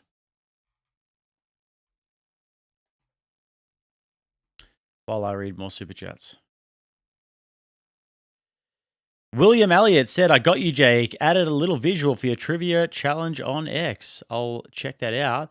And Clee says, Aussie, Aussie, Aussie. Oi, oi, oi. All right, where are we at? Cersei, no. Miss D, that's That's your character. The Hound is actually a good one, but it's not that. The Hound is a good one, but that's not it for Andrew. Hodor. Hodor is another good one. Andrew should have been Hodor now that I think about it. Hodor! Ian Pepe gets it. Robert Baratheon. Robert Baratheon. Well done, Ian Pepe. You nailed it. He's absolutely Robert Baratheon. He's a good king, loves a drink, little bit rambunctious, you know, likes hunting and all that sort of shit. All right, guys. Now, 3, 2, 1. Who's my character? Go. Who do you think my character was? Only from now on. Someone would have said Bronn. No, Bronn and Tywin would be good, but... Oh, Robb Stark's not a bad guess. I would have taken that.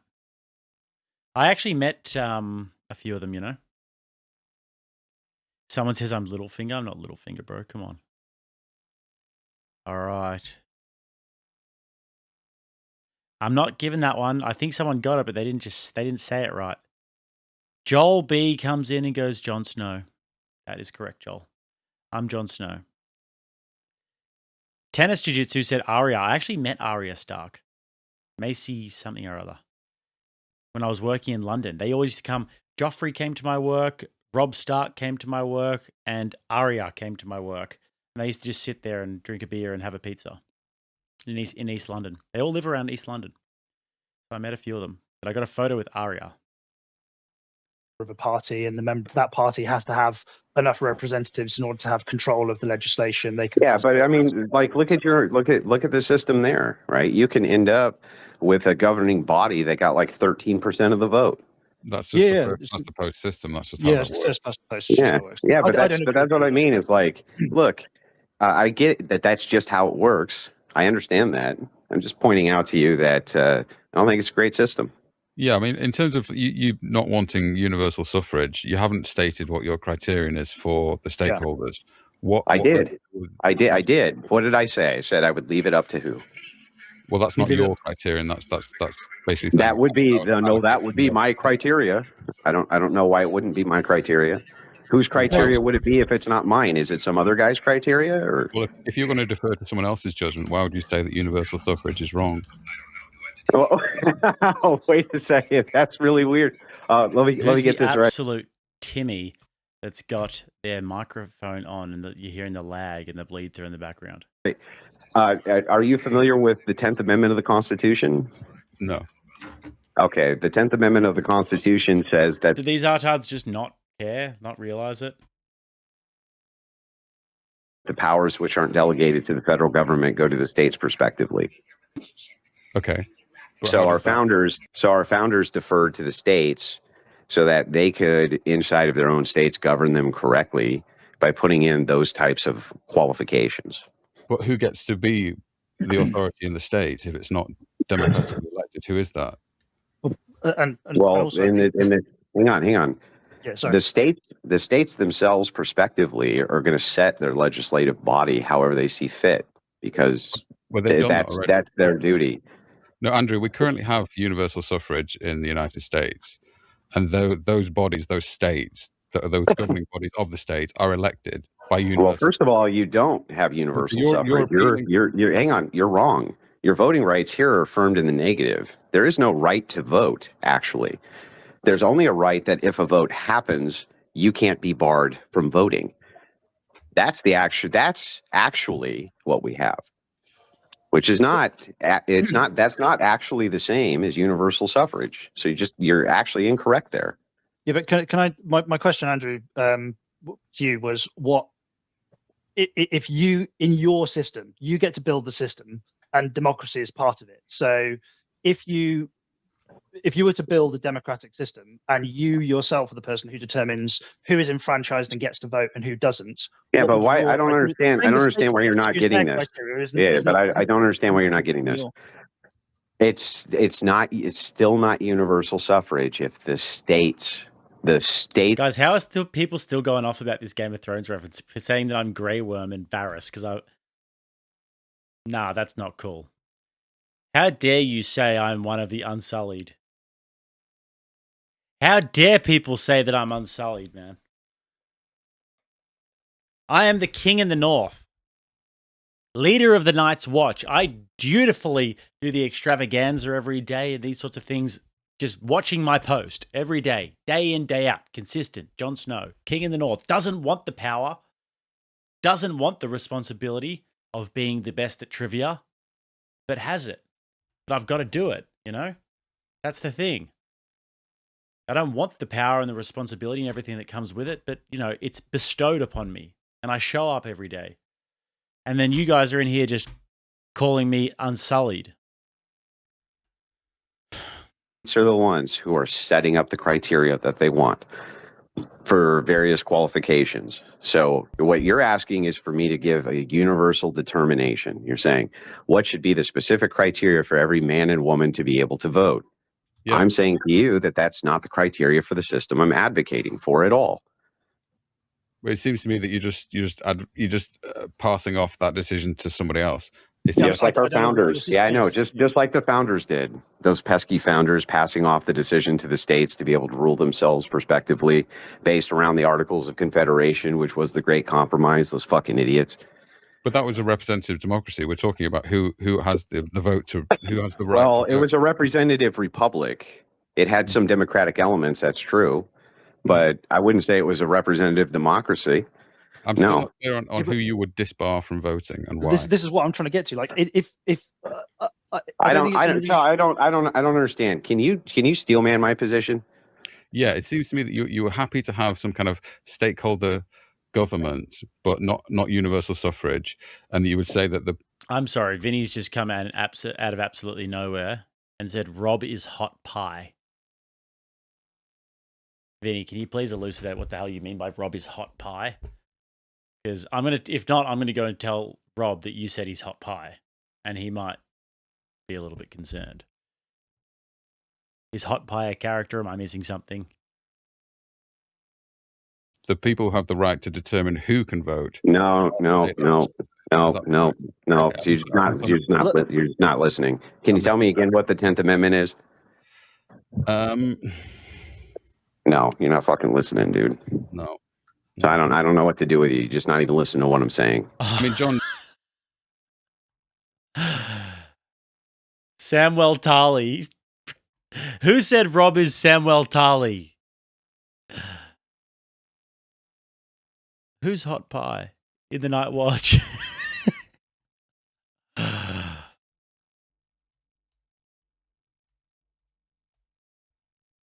Okay, it's that guy. Okay, Rob is hot pie. Yeah, no, I agree. I agree totally.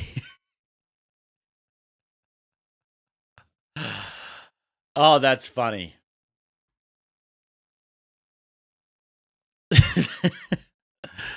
Or Samwell Tarly.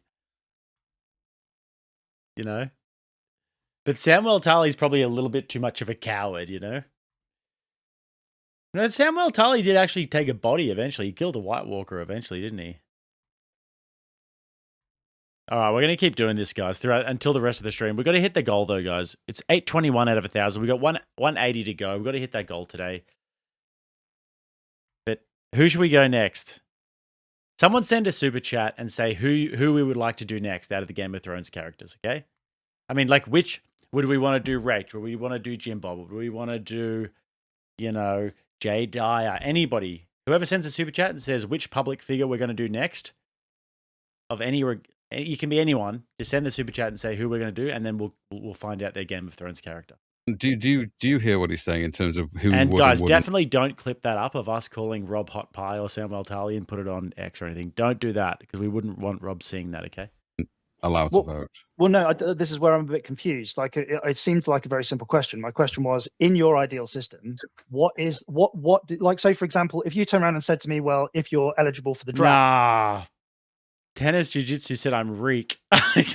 Reek is crazy. What the fuck? You can't be calling me Reek. What the? They call me Unsullied and now Reek. Reek is crazy. That hurts, man. That hurts. Then you get to vote. There'll be a very simple and concise answer to the question. Yeah, I know, Which because you you dumb can- fuck, dude. I can't I don't- with you fucking people. I literally just got done telling you 15 times. You don't Brian Shapiro is Reek. That is so true. Brian Shapiro is definitely Reek. need universals for this. Is there? Who's confused about what I just said? Raise your hand if you're confused. But yeah, I'm going to be honest. I'm confused here. I'm a bit confused. Okay, so you're confused by the following statement. I don't need to give you universals for there to be a 10th Amendment where states can themselves decide who can and can't vote. But the state is a democratic bureaucratic body that's making a determination about whose vote is counted. Yeah, and they can make a bureaucratic decision vote? about who gets to vote, can't they? Okay, now I'll bite all of that. Yeah, fine. That the state gets to decide who turns up to vote in a federalized system. The federal system doesn't get to. So the powdered Dusty's just going to sit down there and be a grub and just eat into his microphone and then wipe his grubby shirt and not say anything the whole time. Awesome! Like, so glad his microphone's on. Tell the state who they get to enfranchise in their. Well, right now they do. No, right now they do. That's the problem.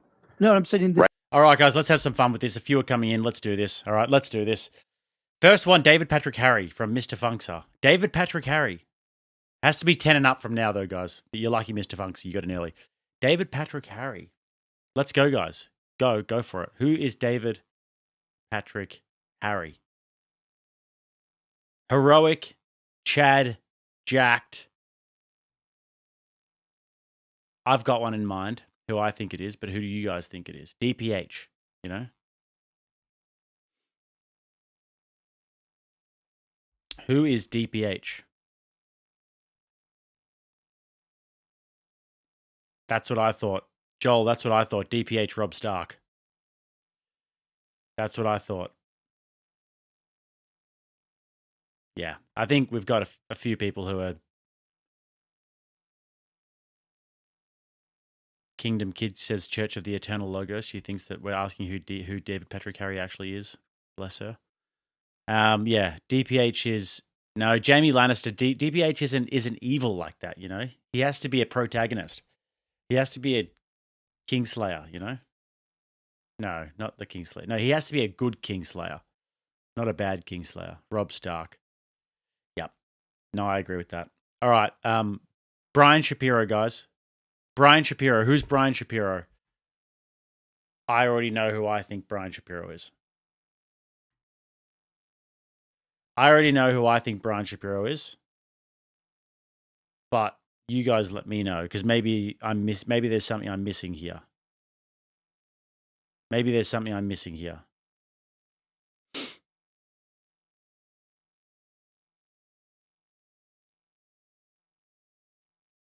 Reek.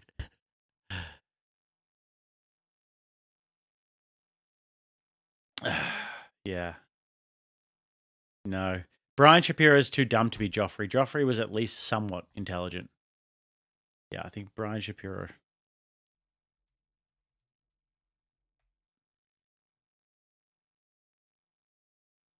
Yeah. He's Reek for sure.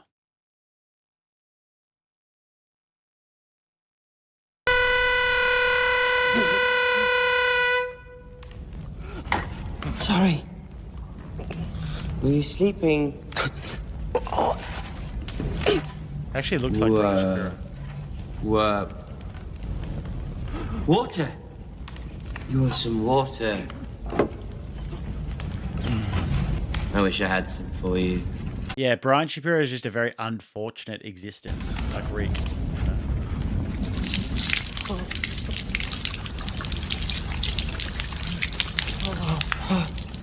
Yep, that's 100% Brian. 100% Brian. Relian wants to know which character is Myron Gaines. All right, go for it, guys. Myron Gaines. Who do you think Myron Gaines is? Who do you think Myron Gaines is?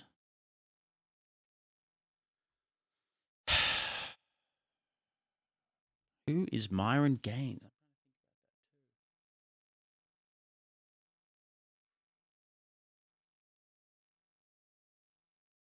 The Hound? Grey Worm?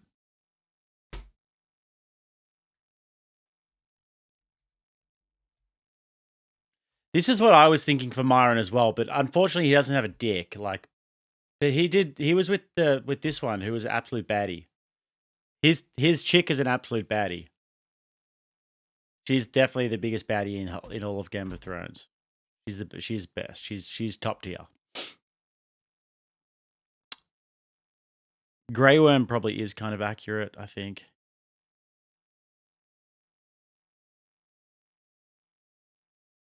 Prince Oberyn.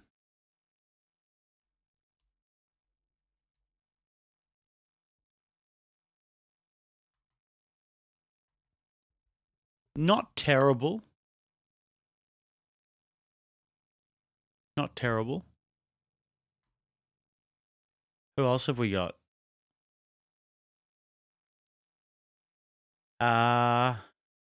Darth Grumpy said, Martin wrote Jon Snow as a man who only did heroic things because he was too stupid to know better. It feels that would track for you to do DPH. We did DPH, but yes, no, I think that would actually track for me. Apparently Destiny is Ramsay Bolton. And 10s and up, guys. I'm strict with it today. The cut says, who would be the character Varys, the eunuch? You guys remember Varys?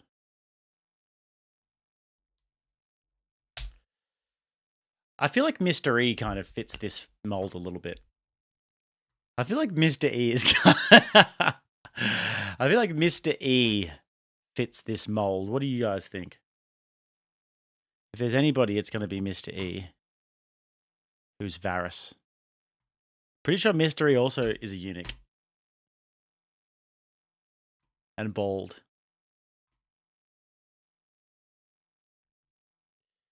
Glenn Greenwald is a funny answer for Varys. That's pretty funny.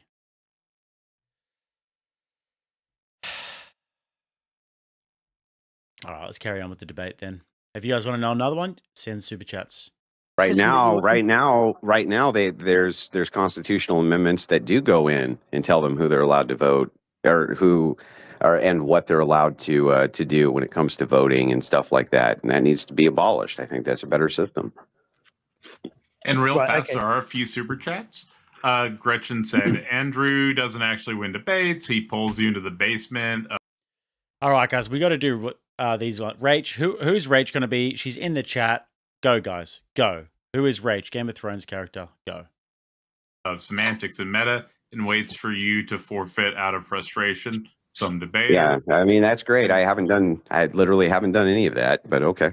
And then she also asked, how did you idiots let him make this about dating? Thank you, Gretchen, for the super chats. And then DeFreak said, mute non-Americans unless they say Dusty's turn. I think that Rach is Olenna Tyrell. My guess is Rach is like Olenna Tyrell. Mutes and kicks are turned off temporarily, but I do greatly appreciate the support. Thank you, DeFreak. Oh, okay. All right. Well, anyway, I appreciate. Jim D says, tell them about God, Andrew. Yeah. Thank you, Jim. Anyway, I appreciate you guys' time. Very kind of you to have me on. Wait, does he leave now? Or stay on for a while? He always pretends to leave and stays on. All right, Catelyn Stark is actually pretty good call. And all of that.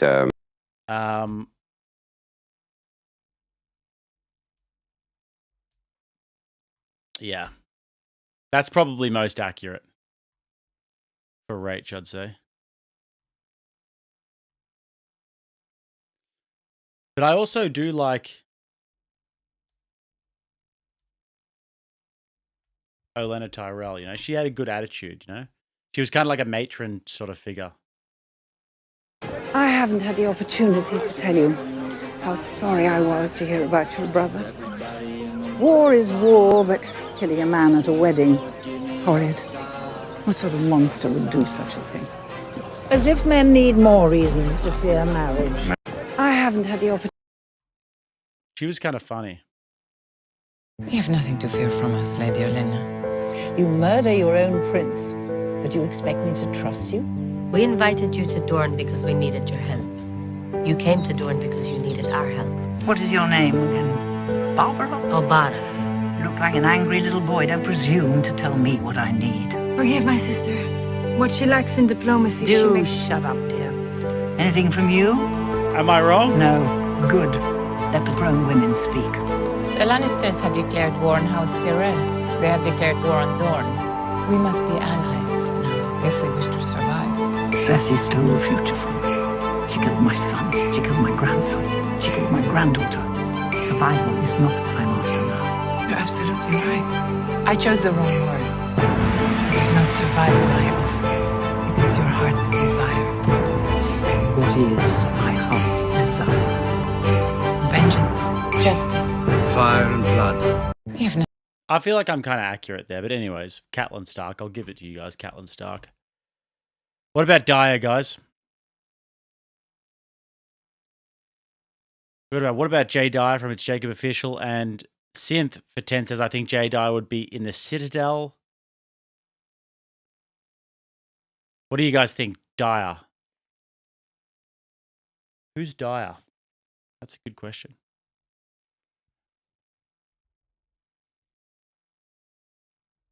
Yeah, see? I reckon I was accurate. Just telling these stupid young bitches off. We reckon... I literally just read out your super chat, Synth. I just read it. Who do we reckon it is, guys? Faceless Man, Littlefinger. He's not quite as like... Jay's actually a really, really, really nice guy in real life. He's like a really kind dude in real life. So Littlefinger doesn't work. Faceless Man. Jaime Lannister doesn't work. Aemon Targaryen.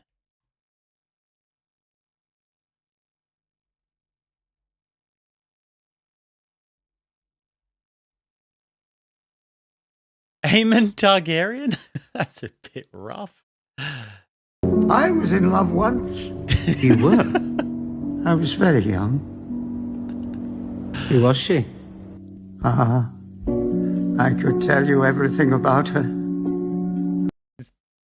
Why does this kind of seem accurate? Who she was, how we met, the color of her eyes, and the shape of her nose.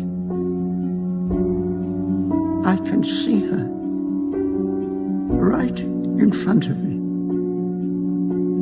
She's more real than you are. We could spend all night trading tales of lost loves.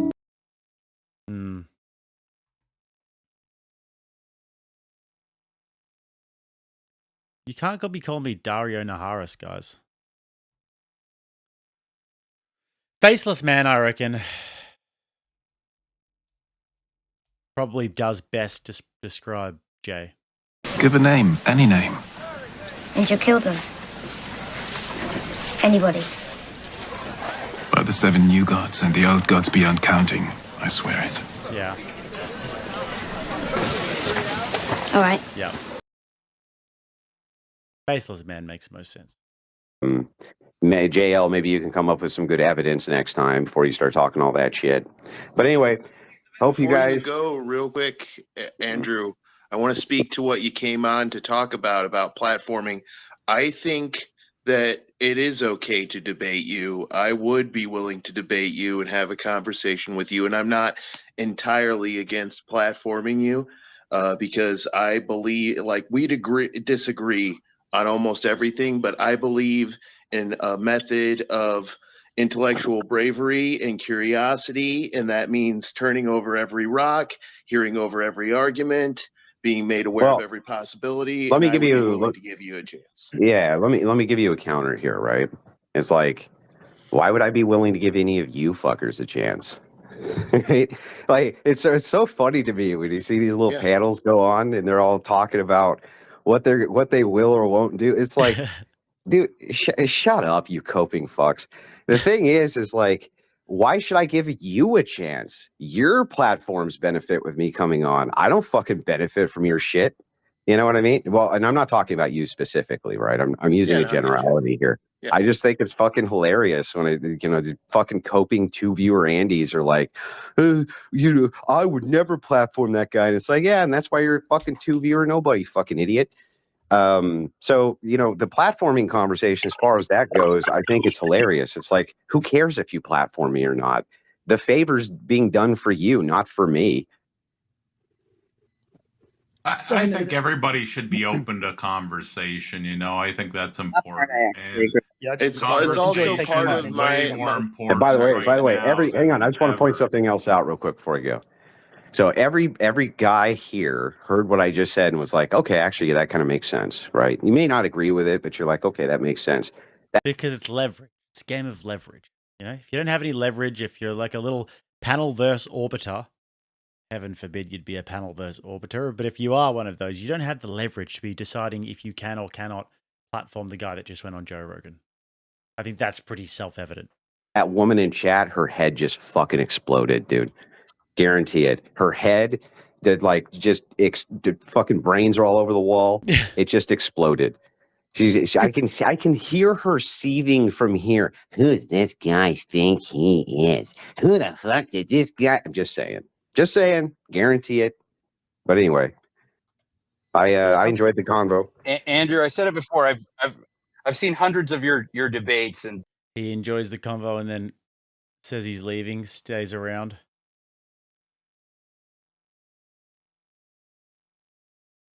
For ages. Funny.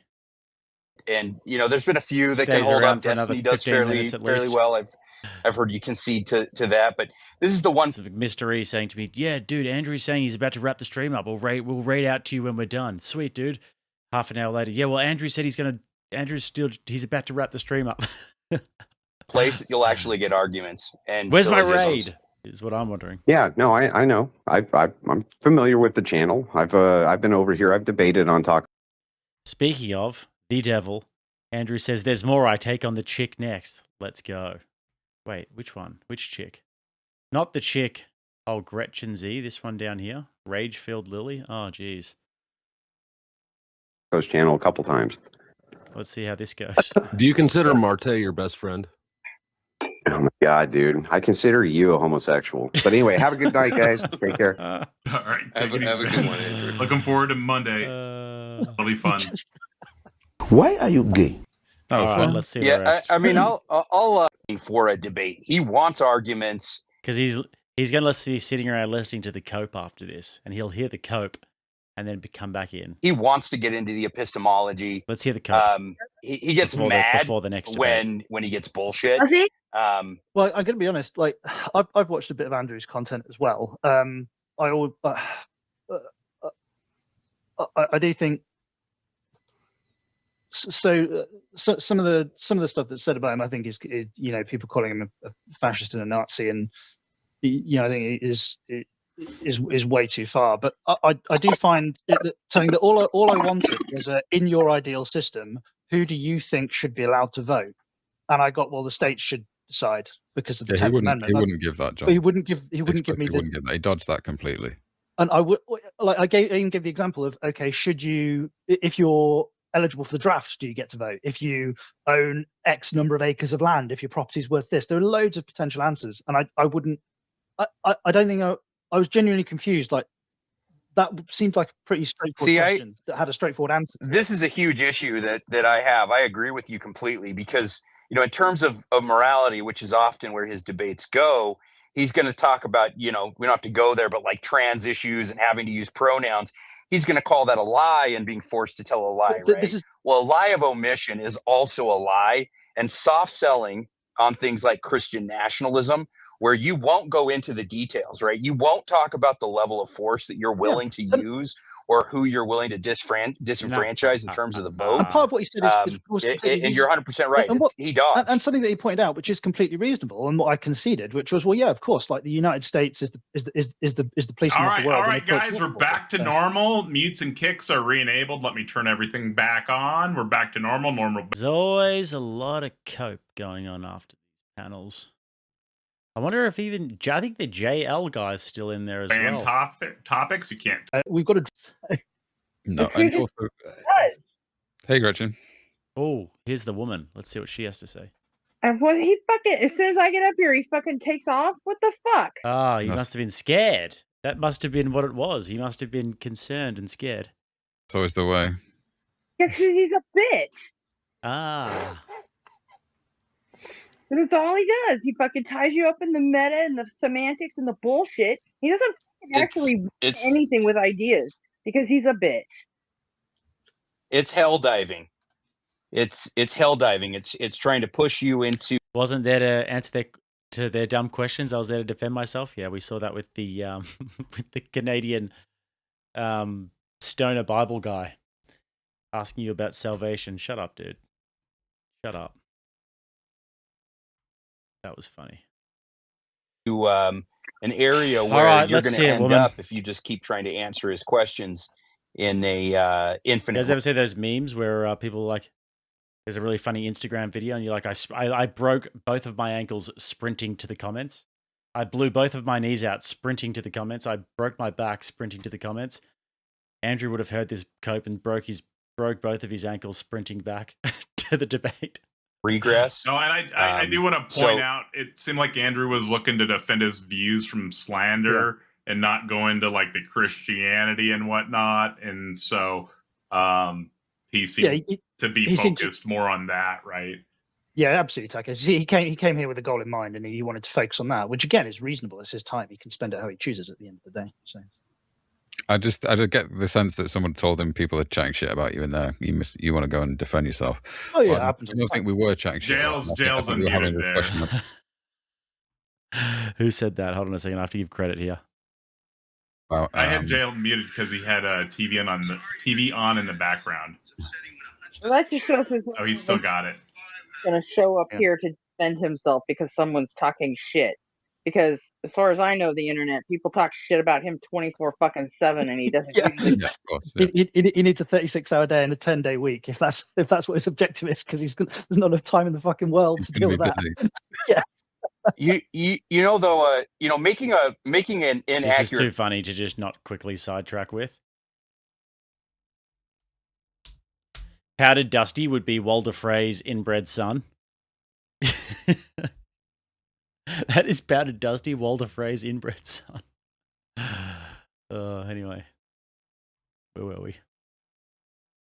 Argument is supporting your opposition, and I mean, I'm sure it's debatable, but most people have seen the clipped up version of that debate with Oliver, where he seems to be advocating for people enjoying being raped. Mm-hmm. And it's just not accurate. It's probably a debatable bad faith method to try to bring up an extreme hypothetical. I mean, I'm not, but that was what he was doing with that. He was not advocating for that in the least. Yeah, he was doing an internal critique. Yes, it really does not seem that way when you watch long form. If somebody told me, I'm not familiar with that debate, but if somebody told me that he was in earnest advocating for SA, then I would have treated that with a deep degree of skepticism. And I don't think it's a little bit like if somebody's having if somebody was having a conversation about like a sexual kink, or a fetish, and then they're equating that to somebody actually being SA'd against their will. They're not the same thing, and to equate the two is insane. So I would have. Anyways, he gets back in here. Consider the question, and that somehow indicts me. Why? Yeah, exactly. Yeah. The other thing I wanted to ask him, which I didn't get the chance to, and it wasn't really relevant to this. I appreciate he did come here for a specific reason, but something that he seems to say regularly is that a right is something. We just want to see the woman. We want to see the woman try and take him on. How does he phrase it? A right is a right with no corresponding duty. But I would suggest that a right, for example, the right to freedom of speech, the entitlement, absent duty that corresponds with that is for me not to suppress somebody else's speech. Yes. And the way I suppress somebody Right. not suppress somebody else's speech is by doing nothing. So my duty that corresponds to that right is to actually not fucking do anything. Yeah. I mean, rights are duties because you have to uphold them for other people. For other people. Hey, bring that chick back up. The one whose head exploded. Gretchen's right here. Uh-oh. Right here. I'm right here. Mm-hmm. All right, let's see it, guys. Let's see it. Because she was saying that he ran away. As soon as she got up, he was probably like, oh, shit, it's this chick, the Gretchens, the rage-filled Lily. Oh, shit. How terrifying. So, Gretchen, what did you disagree with me about on the dating stuff? That we were talking about it at all. Because Why? that wasn't the issue. I don't know how you made it the issue, but you did. And well, what was that guy? What was that guy's complaints about me? His complaints were that I advocated for SA and then I'm a hypocrite. And these are both of these things are relational to what I'm advocating for and talking about in these dating shows, right? And I don't even give a shit. No one ever mentioned dating shows, but you. And because that's where the relationship is with him watching the clips, right? You were grossly misogynist. That you were anti-woman. Yeah, I've heard that before. I'm willing to hear out Gretchen. How am I a hypocrite? I didn't call you a hypocrite, did I? Oh, so you don't think? Because you're a shitty debater. Okay, but you don't think I'm a hypocrite? I think a case could be made that you are. Sure. I think nobody on fire was on. So what is? Proving so that. what is that case that you would? What is that case? You pulled nobody on fire into a stupid semantics thing. Like you had to go look up the fucking word hypocrite or some shit. Yeah, and I know. That's not what you were. Words mean stuff. Yeah, an actual linguist. I get that. Oh, but you don't get to use that. A linguist. A linguist. She's probably a cunny linguist. She's probably a snizzlicker. So what's the case? What's the case Send that me I'm a money for hypocrite? that, please. Again, that wasn't my claim. So then I'm. Was it? Hypocrite. Did I call you that? Is that what you want? I'm just asking if you. You want? I'm asking you. I'm asking. Do you think I am or not? Want me to support JL's claim now? Because I'm not going to. I'm asking you a question. Do you? I'm completely agnostic on it. How's that? Okay, so you don't know. Okay, and do you think that I advocated for SA? No, I don't.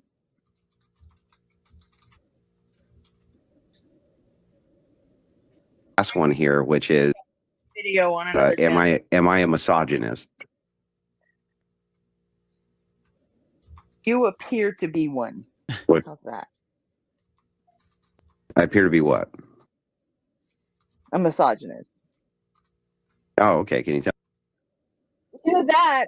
I don't know why it keeps if it's dropping out for you guys as well, but yeah, it's dropping out for me. But he appears to be a misogynist. Okay, let's hear it.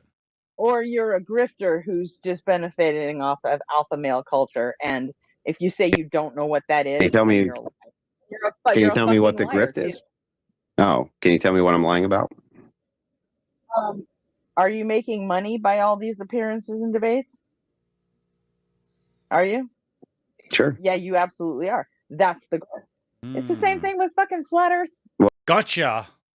He's making money, so that's the grift. Okay. Fuck. How's Andrew going to get his way out of this one? He's going to have to do some high-level mental gymnastics to get out of this one. Holy shit. Holy shit. Is there even a way out of this? I guess we'll never know. Shit. Shit. All right. I don't know. Let's see what he does. Well, Same wait. Same fucking thing. Is a grifter? So is Taco a grifter?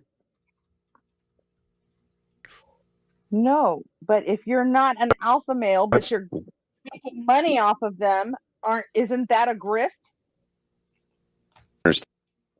Dan, when have I ever claimed, and why do you think that people who follow my content think they're alpha males or even believe in alpha? How did you ever come up with this? Really? Really? Really? Oh, that was a good argument. Shit. She hit him with the really? Far out. What the magic is. I'm so glad to see that. What the magic is.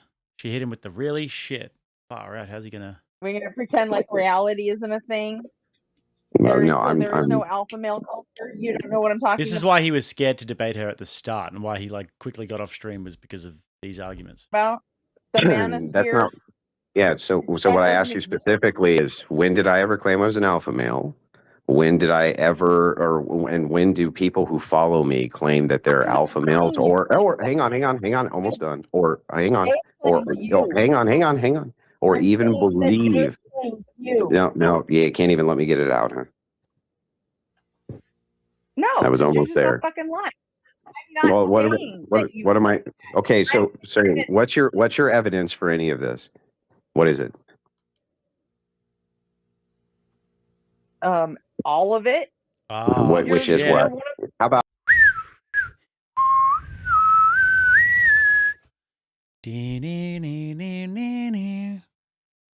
Mental gymnastics. You're gonna have to frickin' do some Krav Maga to get your way out of that one, Andrew. Ooh, let's hear that one again. Hold on. Let's see how she evidence formulates this one. It's the framing of her argument that's particularly concerning. For any of this, what is it?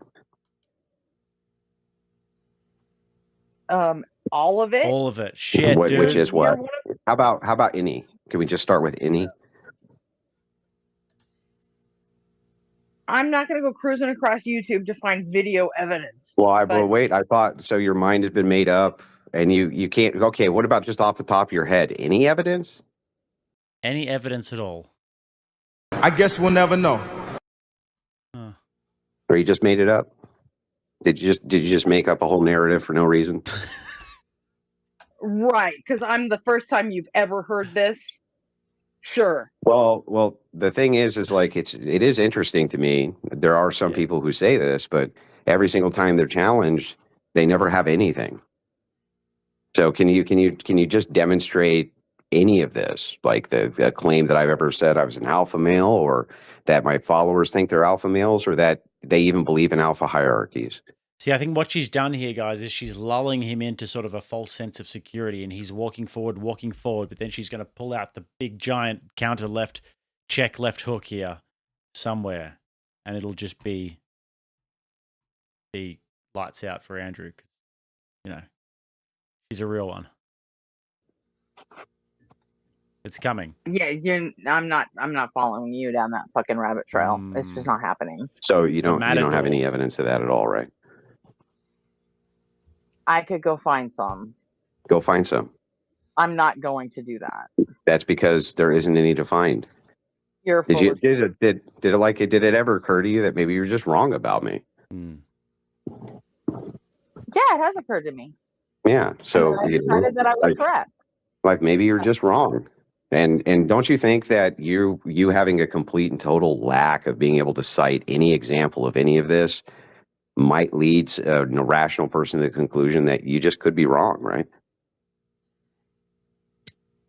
I'm wrong all the time. Well, that doesn't surprise me. I don't have a problem being wrong. A huge welcome, another raid from Timcast. What an absolute pleasure to have you guys back here in studio today. Timcast IRL, one of my favorite shows. Been on there a few times. We'll go on there again next time I go to America. Guys, we are reviewing a debate at the moment. Mr. Wilson went over and did a random debate on a random channel over there. I don't know what the channel is, but a bunch of little haters, you know.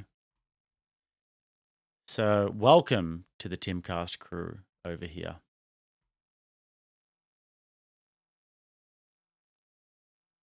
Yeah, that doesn't surprise me. Have you been drinking tonight, by the way? Never. Wait.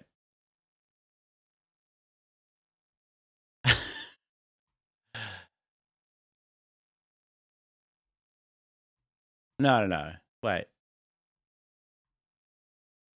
They're all saying that's what they're from. They might, unless they're from somewhere else. You know? I don't know. I think that's where they're from. Yeah, so yes, you've been drinking. That's what they were from yesterday anyway. Nothing? Not even a glass of wine? Not even a glass of wine. Okay. All right. Well, look, thanks for your time. I appreciate it. Dr. Pepper and Marble Ice. That's what I subsist on. So. What, alcohol? Diet Dr. Pepper and Marble Ice has alcohol in it? Fuck off. Oh, no, I thought you were saying that you subsist on alcohol. I just misheard you. No, I said. Okay. Yeah, that's fine. I was wrong there. I misheard you.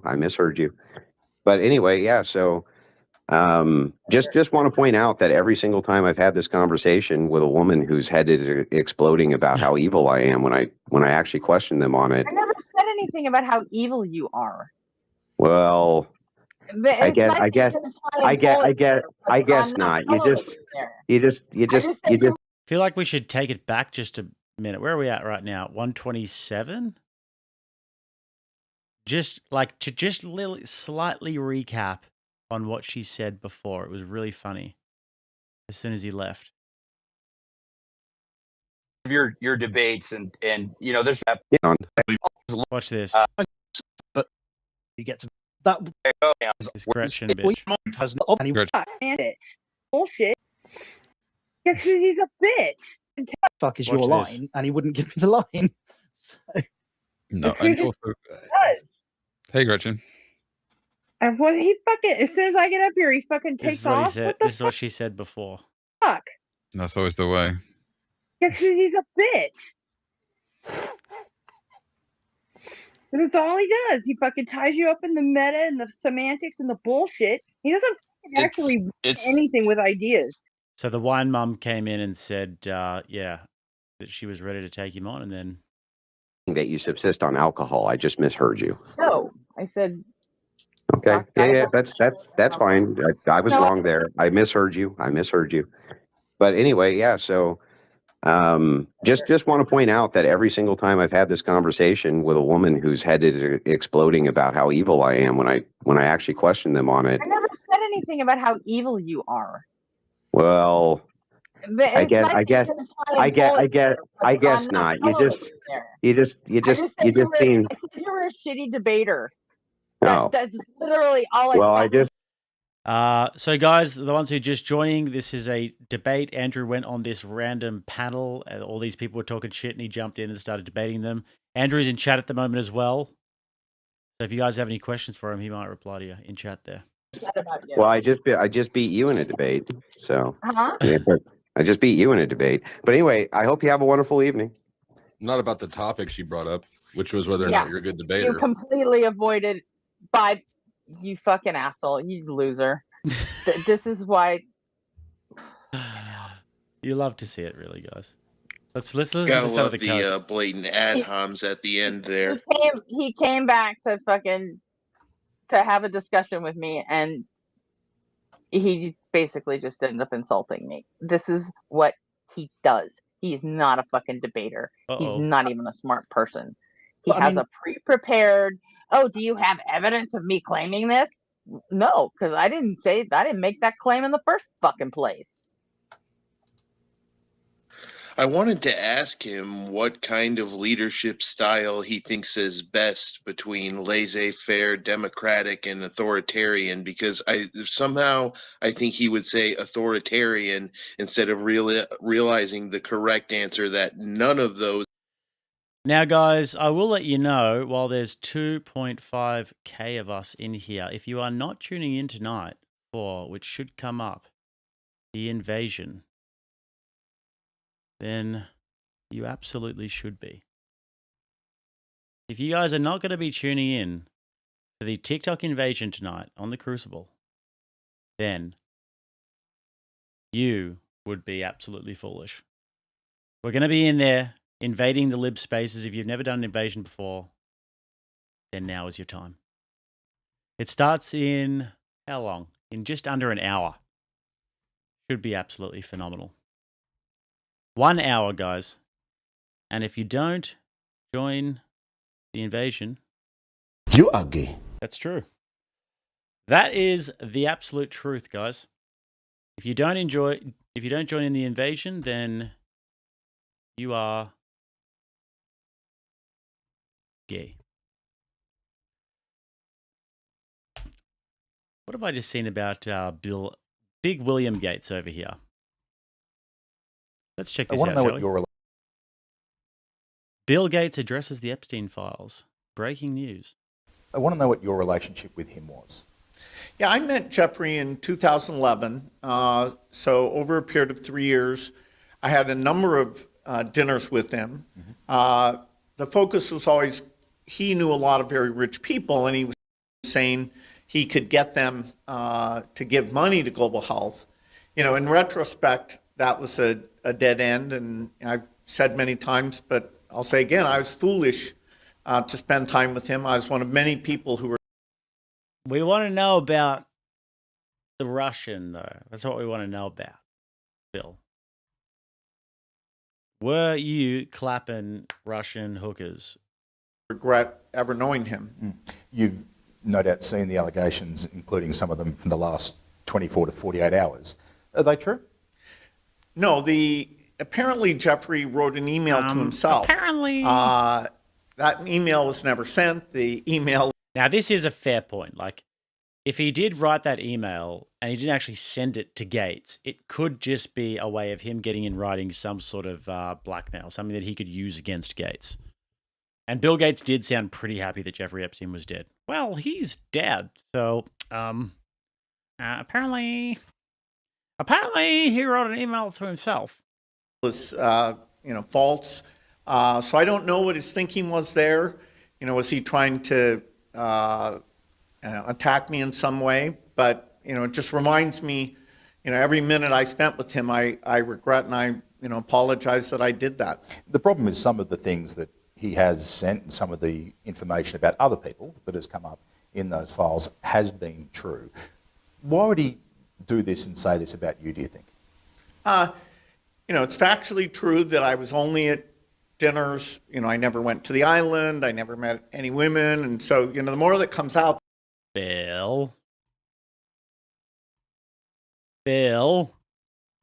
what do you guys think? Do you guys think that he raw-dogged Anastasia? Do you guys think that Bill Gates raw-dogged an Anastasia?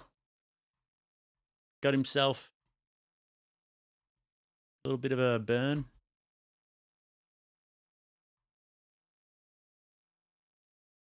The more clear it'll be that although the time was a mistake, it had nothing to do with that kind of behavior.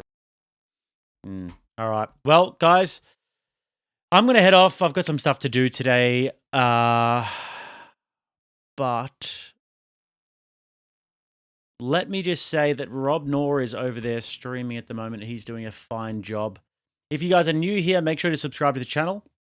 Put the notification bells on. We're always over here doing streaming 6 times a week. If you're going to be at the invasion tonight, then you're a smart person. Rob is streaming at the moment. He'll be doing some exposés of gender-affirming care. I definitely want to go and watch that as well. So I will see you guys in about 45 minutes at the invasion and over there on Rob's channel now. So guys, with that, take care of yourselves and see you soon.